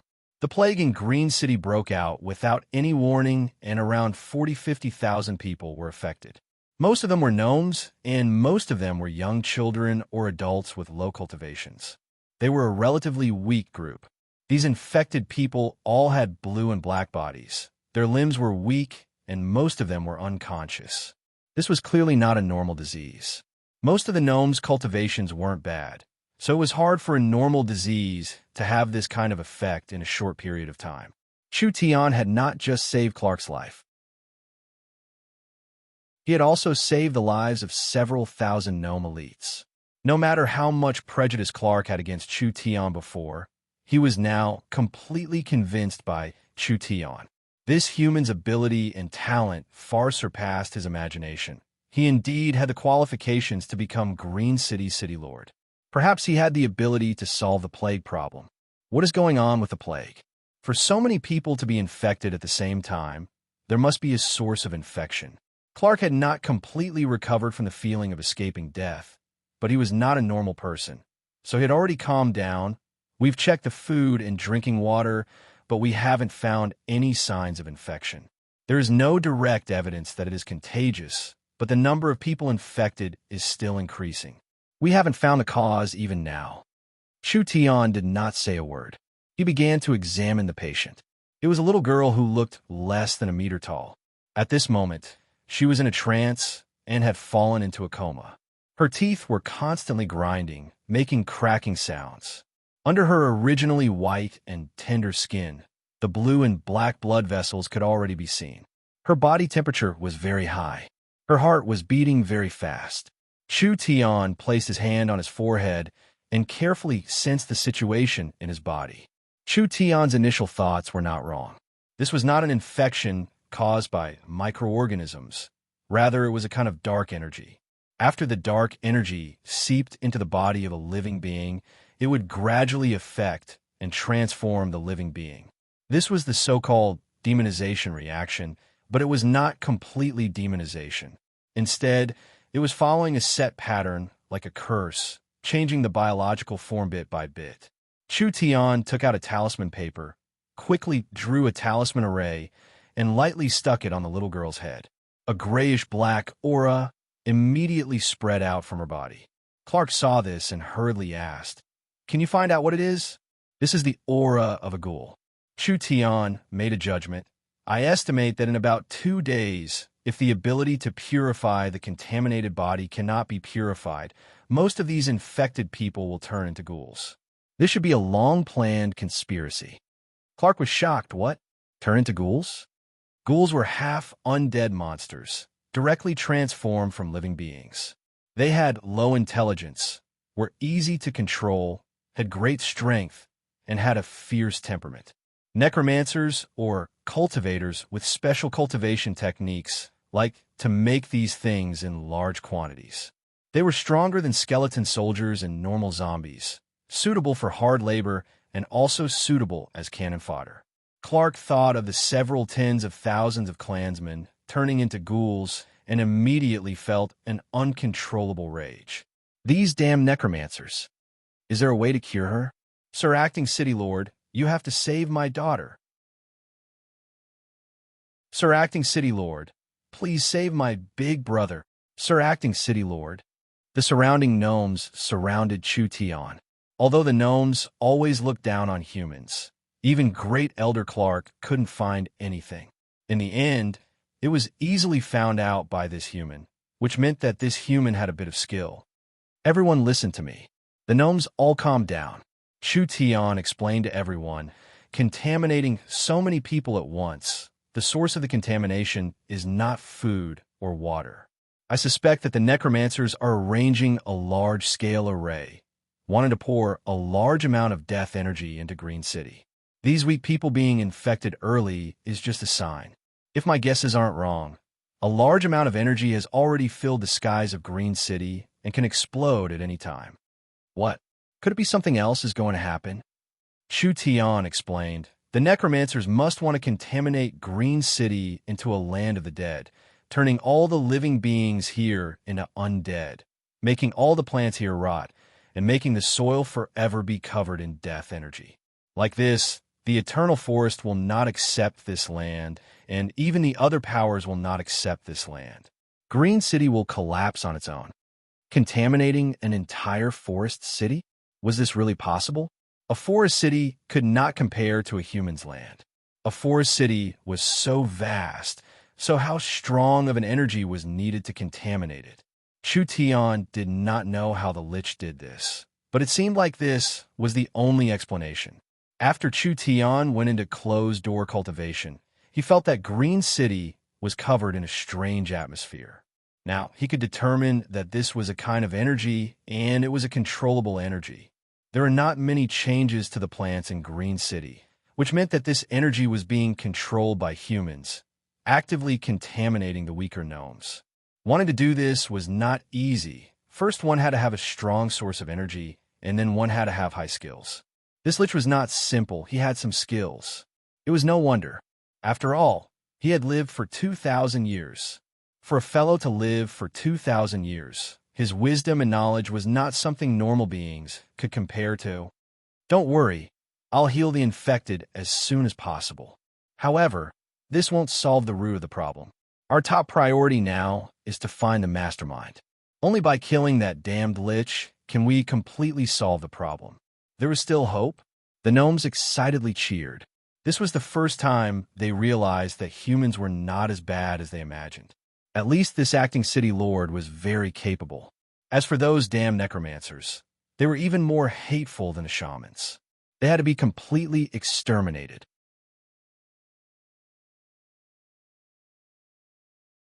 Chapter 428. Because they were discovered in time, the gnomes could still be saved. However, because there were too many of them, it would be very troublesome to save them. They had to collect materials and refine the medicine. Who could guarantee that Green City wouldn't become worse during this process? There was no time at all. Chu Tian thought of the little fox. It could directly absorb the death energy in the flesh, so saving these people shouldn't be a problem. This would save him quite a bit of trouble, not to mention that he was about to fight the undead religion. The little fox was a very important secret weapon, so naturally he had to bring it with him. Even though this guy looked inconspicuous, it was actually the nemesis of these undead monsters. It had been bred in the fox-faced corpse king's body for tens of thousands of years. It was born with the most mean and evil nature, but it could restrain evil spirits. Even if it was a 1,000-year corpse monster from the 10,000 corpse ancient tomb, the little fox could directly suck its soul flame dry, causing it to wither to death. A 1,000-year corpse monster was not weaker than a true spirit realm expert under normal circumstances. The little fox already had the ability to restrain a 1,000-year corpse monster when it was born, and now that it had grown several times, its strength should be even stronger. With the little fox's help, their chances of victory were greatly increased. Not long later, Dolores brought the little fox back. The Fox Clan's high priest had sent over 200 elite summoners with her. These were the followers of the demonic god religion that served the demonic god. The little fox could be considered unparalleled right now. The Fox Clan treated it like a divine god, having large amounts of fox people protecting it every day. This lineup was even more exaggerated than Chu Tian's. We respectfully greet your majesty, the demonic god. Several hundred Fox Clan members were kneeling on the ground. Dolores was holding the little fox, like a saintess holding a holy object. She passed through the countless devout believers, and there were several Fox Clan beauties that were also 1 in 100 following her. Clark and the other green religion priests all stared at each other. This little fox is the so-called demonic god? According to what Chu Tian said to them, this fox is just a pet he raised. Although the demonic god religion were locals, their strength wasn't bad. Now they were raising Chu Tian as a pet to worship as a divine god. This was a bit unbelievable. Great Elder, does this little fox really have this kind of ability?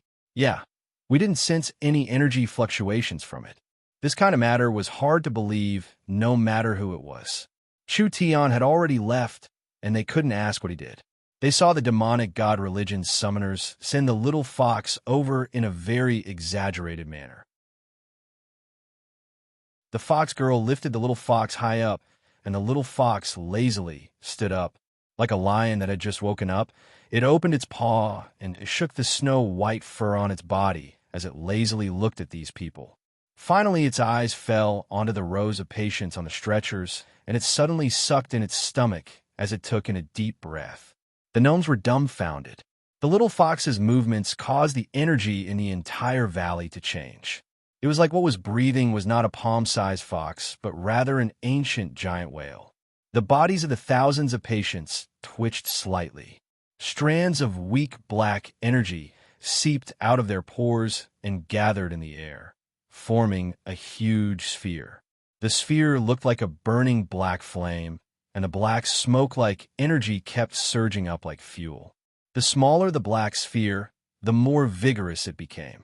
Great Elder, quickly look. The little fox sucked out the energy from the patients, and the unconscious gnomes all regained consciousness. Their faces slowly turned rosy. It's effective. It's really effective. This fox is too mysterious. Most of these gnomes were children. When the gnomes' family saw this, they were filled with tears of gratitude and almost wanted to kneel down to the little fox. Dolores muttered, "This is the Lord Demonic God's power? The Lord Demonic God is only an infant." The Fox clan members were very excited. This infant demonic god would definitely become an existence not inferior to a demon god in the future. The little fox used more than half an hour to finally extract all the energy from the patient's body. Now the black fireball in the sky was as heavy as a piece of lead. If it fell down, perhaps it would create a large hole in this area, and the death energy would be able to kill all living beings within several hundred meters. Under this kind of strong energy pollution, how could a person not be affected? The little fox opened its mouth and turned it into a stream that flowed into the little fox's stomach. It made the little fox's stomach bulge up, but when it gently patted its round stomach, it quickly shriveled up again. The little fox raised a claw and waved it. "Yes, Your Majesty the demonic god." Dolores respectfully cupped her hands and walked to the front to say, "Our Majesty the demonic god has said that these people are fine. Send them down and replace them with the next batch." The valley instantly fell into an uproar. Countless gnomes shed tears of gratitude. The little fox had not only saved these children, it had also saved the entire Green City gnome race. The little fox wagged its tail in a very happy manner, enjoying the feeling of being worshipped by others.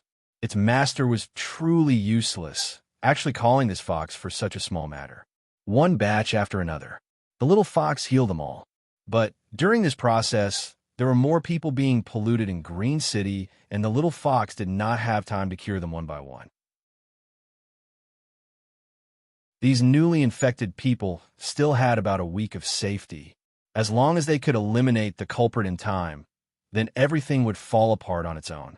In the city, Lord's Castle, the little fox was sent to the discussion hall like a moon surrounded by stars. Chu Tian sat in the highest position in the discussion hall. Clark sat on the left. Dolores held the little fox, sitting on the right, and the others were standing in the 2 rows below. The little fox had displayed its might to save tens of thousands of people, so now the Fox clan worshipped it even more.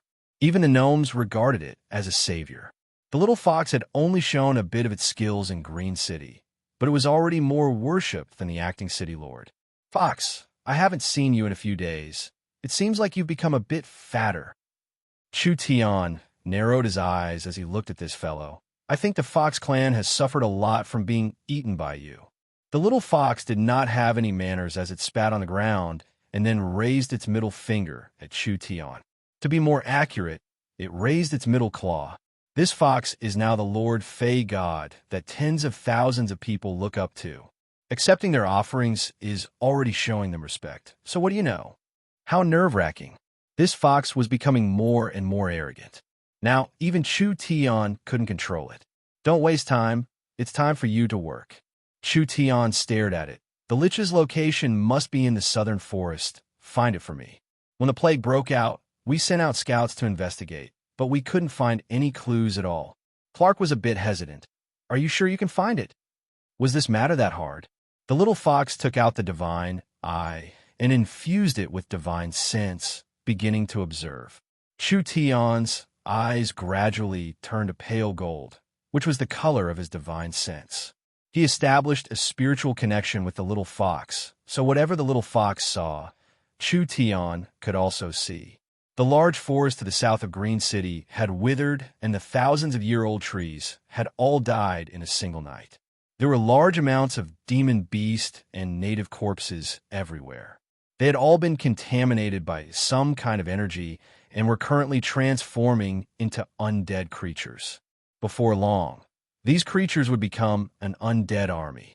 This kind of contamination was not something that could be completed in a single day. The necromancers had been planning this plan for a long time. "Slow down, it's right here," Chu Tian suddenly called out. "This basin has a barrier, so it's most likely inside. Fox, go in and take a look." Chu Tian locked onto a basin. Because he could feel the aura of the barrier, Chu Tian knew that there was something strange about this place. Although the scene was blocked, the dense death energy coming from inside could not fool Chu Tian and the little fox. The little fox activated the divine eye in its hand and allowed its vision to penetrate into the barrier. Large amounts of gray buildings appeared in its field of view. There were altars arranged in a certain pattern on the ground, connecting together to form a large array. There were several hundred gray robed masked warlocks currently jumping around on the altars casting techniques. These altars seemed to be built on some kind of ruins. This could explain the source of this powerful energy. The Lich must have borrowed the energy from the ruins to attack Green City, which was why it had such a powerful effect. We've already found the Lich's lair. A sharp glow flashed in Chu Tian's eyes. But looking at their appearance, this ceremony has already reached its end. In just a few days, the entire Green City will be filled with this death energy, turning it into an eternal land of decay. The surrounding areas will not be spared either, so we don't have much time left. Everyone's expressions were not good. Who would have thought that the situation would be this serious? The shaman sorcerers only wanted to destroy Green City, but the necromancers were even more ruthless. They wanted to pollute the entire area and exterminate all life, turning this land into an undead territory that only the undead could live in. The entire Green City was facing a life and death situation. The so-called no eggs can remain intact when the nest is overturned. Not only did they need the gnome army, they also needed the help of the local powers. It would be best if they called Luz's group over, giving the shamans a chance to atone for their crimes. What was in that basin? Chu Tian felt that the source of the death energy was a very ancient ruin. The Lich had used the ruins to build the barrier and released the death energy from the ruins into Green City. This ruin was not simple. In terms of the intensity of the death energy, it was not weaker than the 10,000 corpse ancient tomb. It was several times denser. Otherwise, it would not have been able to destroy the large Green City. Chu Tian's communication device rang. "Hey, Vivian, why is it you?" He picked it up. "I'm very busy right now. I'll contact you later." "Big brother Chu Tian, wait a minute." Vivian's voice came from the communication device. Elder sister Qingwu said that the Een corpses in the barrels have been refined. Oldman Small Town doesn't need them now, and you don't have any helpers in Green City, so we're prepared to send the Een corpses to you in the space warehouse. You have to remember to receive them." "What?" Chu Tian was a bit surprised, but he said in a satisfied voice, Good. I'm lacking fighters."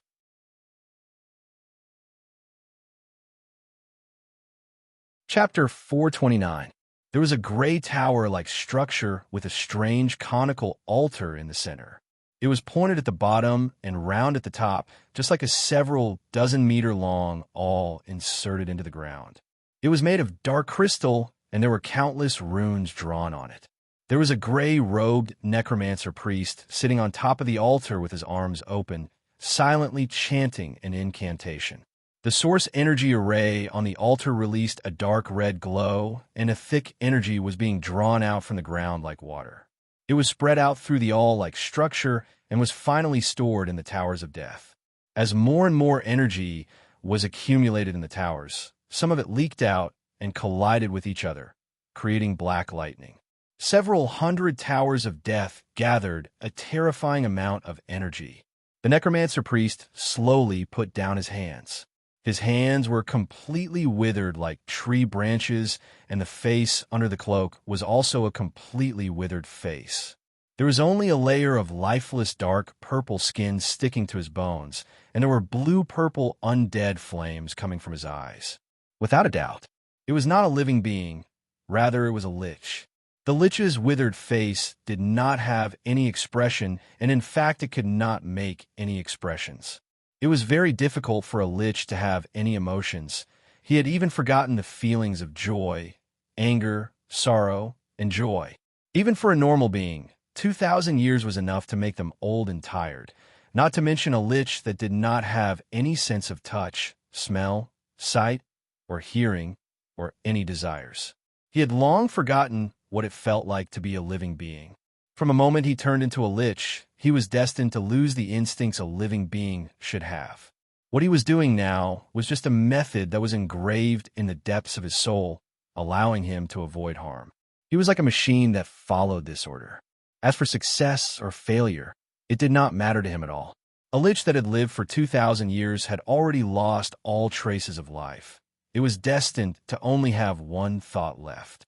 The Lich's floating body coincided with the moon, and an incomparably complicated incantation came from his mouth. The surrounding towers of death began to tremble, and with a thunderous sound, the 100 towers of death released energy at the same time. It was like a volcano releasing death energy into the sky, finally forming a dark cloud that covered the sky. Sir, the energy in this relic is too powerful. It's practically inexhaustible. A necromancer priest said to the Lich in a low voice, "As long as we accumulate a certain amount and bombard Green City in one go, those stupid gnomes will instantly die. At that time, Green City will be your territory, and no one will be able to contend with us. We can use this power to mass produce undead, and we will definitely become the overlord of this area. That human will come." The Lich opened its mouth to speak. More accurately, it did not open its mouth because the Lich's human organs were no longer useful. Naturally, it could not use its vocal cords to communicate. The Lich used its spirit energy to create vibrations in the air around it, creating an effect similar to speaking. This required a very high level of spirit energy control. Ordinary cultivators might not be able to master it, even after studying for decades. But for the Lich that had an infinite lifespan, problems that could be solved with time were not a problem. His voice did not sound like it came from a living creature. It was like the dry noise of machinery rubbing against each other. It was sharp, unpleasant, and lifeless. The necromancer priest said with disdain, "He's just a human. Why do you care about him? Not to mention that we have obtained the power of the ruins. They will die if they charge in." The Lich did not explain, but he was clear in his heart that this human was not simple. He had lived for over 2,000 years, so he still had this bit of judgment. Everyone set off and blocked the Green City army. In another 48 hours, the ceremony will be completed. I do not want to be interrupted. Yes, the Lich was the absolute authority in the necromancer priest's mind.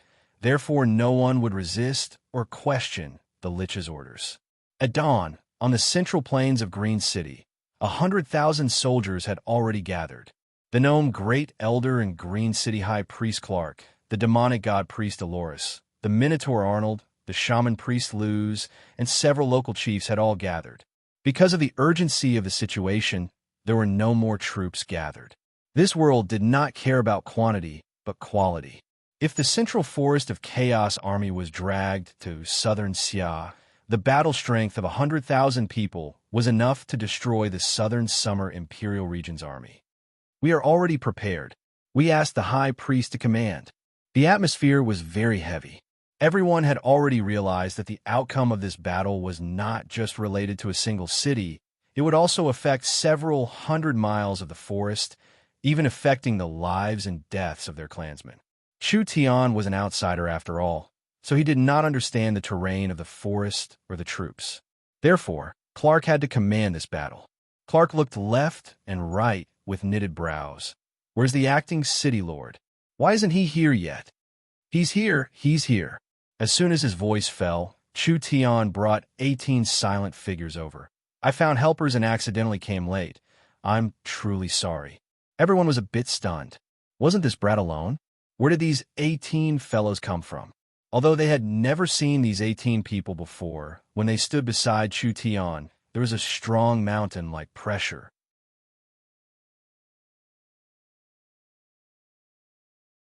Chu Tian was missing a chance for the entire city to acknowledge him. Let's go. At the break of dawn, the Green City army of 100,000 set off, splitting into several dozen small groups. They entered the forest as fast as they could, heading in the direction of the valley. These 100,000 people were natives of the Forest of Chaos, so they couldn't charge at each other in the forest like they did on the plains. However, when the army was split into countless small teams, they could move through the forest at high speeds, but they could maintain a high fighting state. Like this, even if there was a sudden change, they wouldn't be defeated like a mountain collapsing. Dolores turned around and shouted at Chu Tian, "The withered forest is in front of us." Chu Tian nodded. "Be careful and be on guard." The withered forest was the first forest to be contaminated by the death energy. The entire forest was soaked in a thick death energy, and there were no signs of any living creatures. Hundreds of thousands of indigenous people had died here, and it had become a tourist spot for living creatures. The little fox called out a few times. "Pay attention. There are large amounts of undead in front of us." Almost at the same time, warnings came from all around them. Following this was a beast-like roar as countless gargoyles fell from the sky, charging at their prey like eagles. "This is bad. It's the gargoyles." The undead religion's undead puppets were very hard to deal with. Not to mention the gargoyles were carrying necromancers on their backs. When the gargoyles charged down, pitiful cries came from all directions in the forest. This sudden and fierce attack had clearly caught everyone off guard. After the first round of attacks, there were heavy footsteps coming from the ground. 5 abominations led over 10,000 corpse eaters and countless zombies, densely covering the forest. They seemed like they had been waiting for a long time. There were a large amount of them, forming a large defensive line that was used to cushion Green City's attacks. "Fuck!" Arnold roared out. "Why are there so many undead? Kill them for me." You're tuning in to the Warrior Lore YouTube channel. Don't forget to subscribe and join us on this journey to catch the most captivating stories.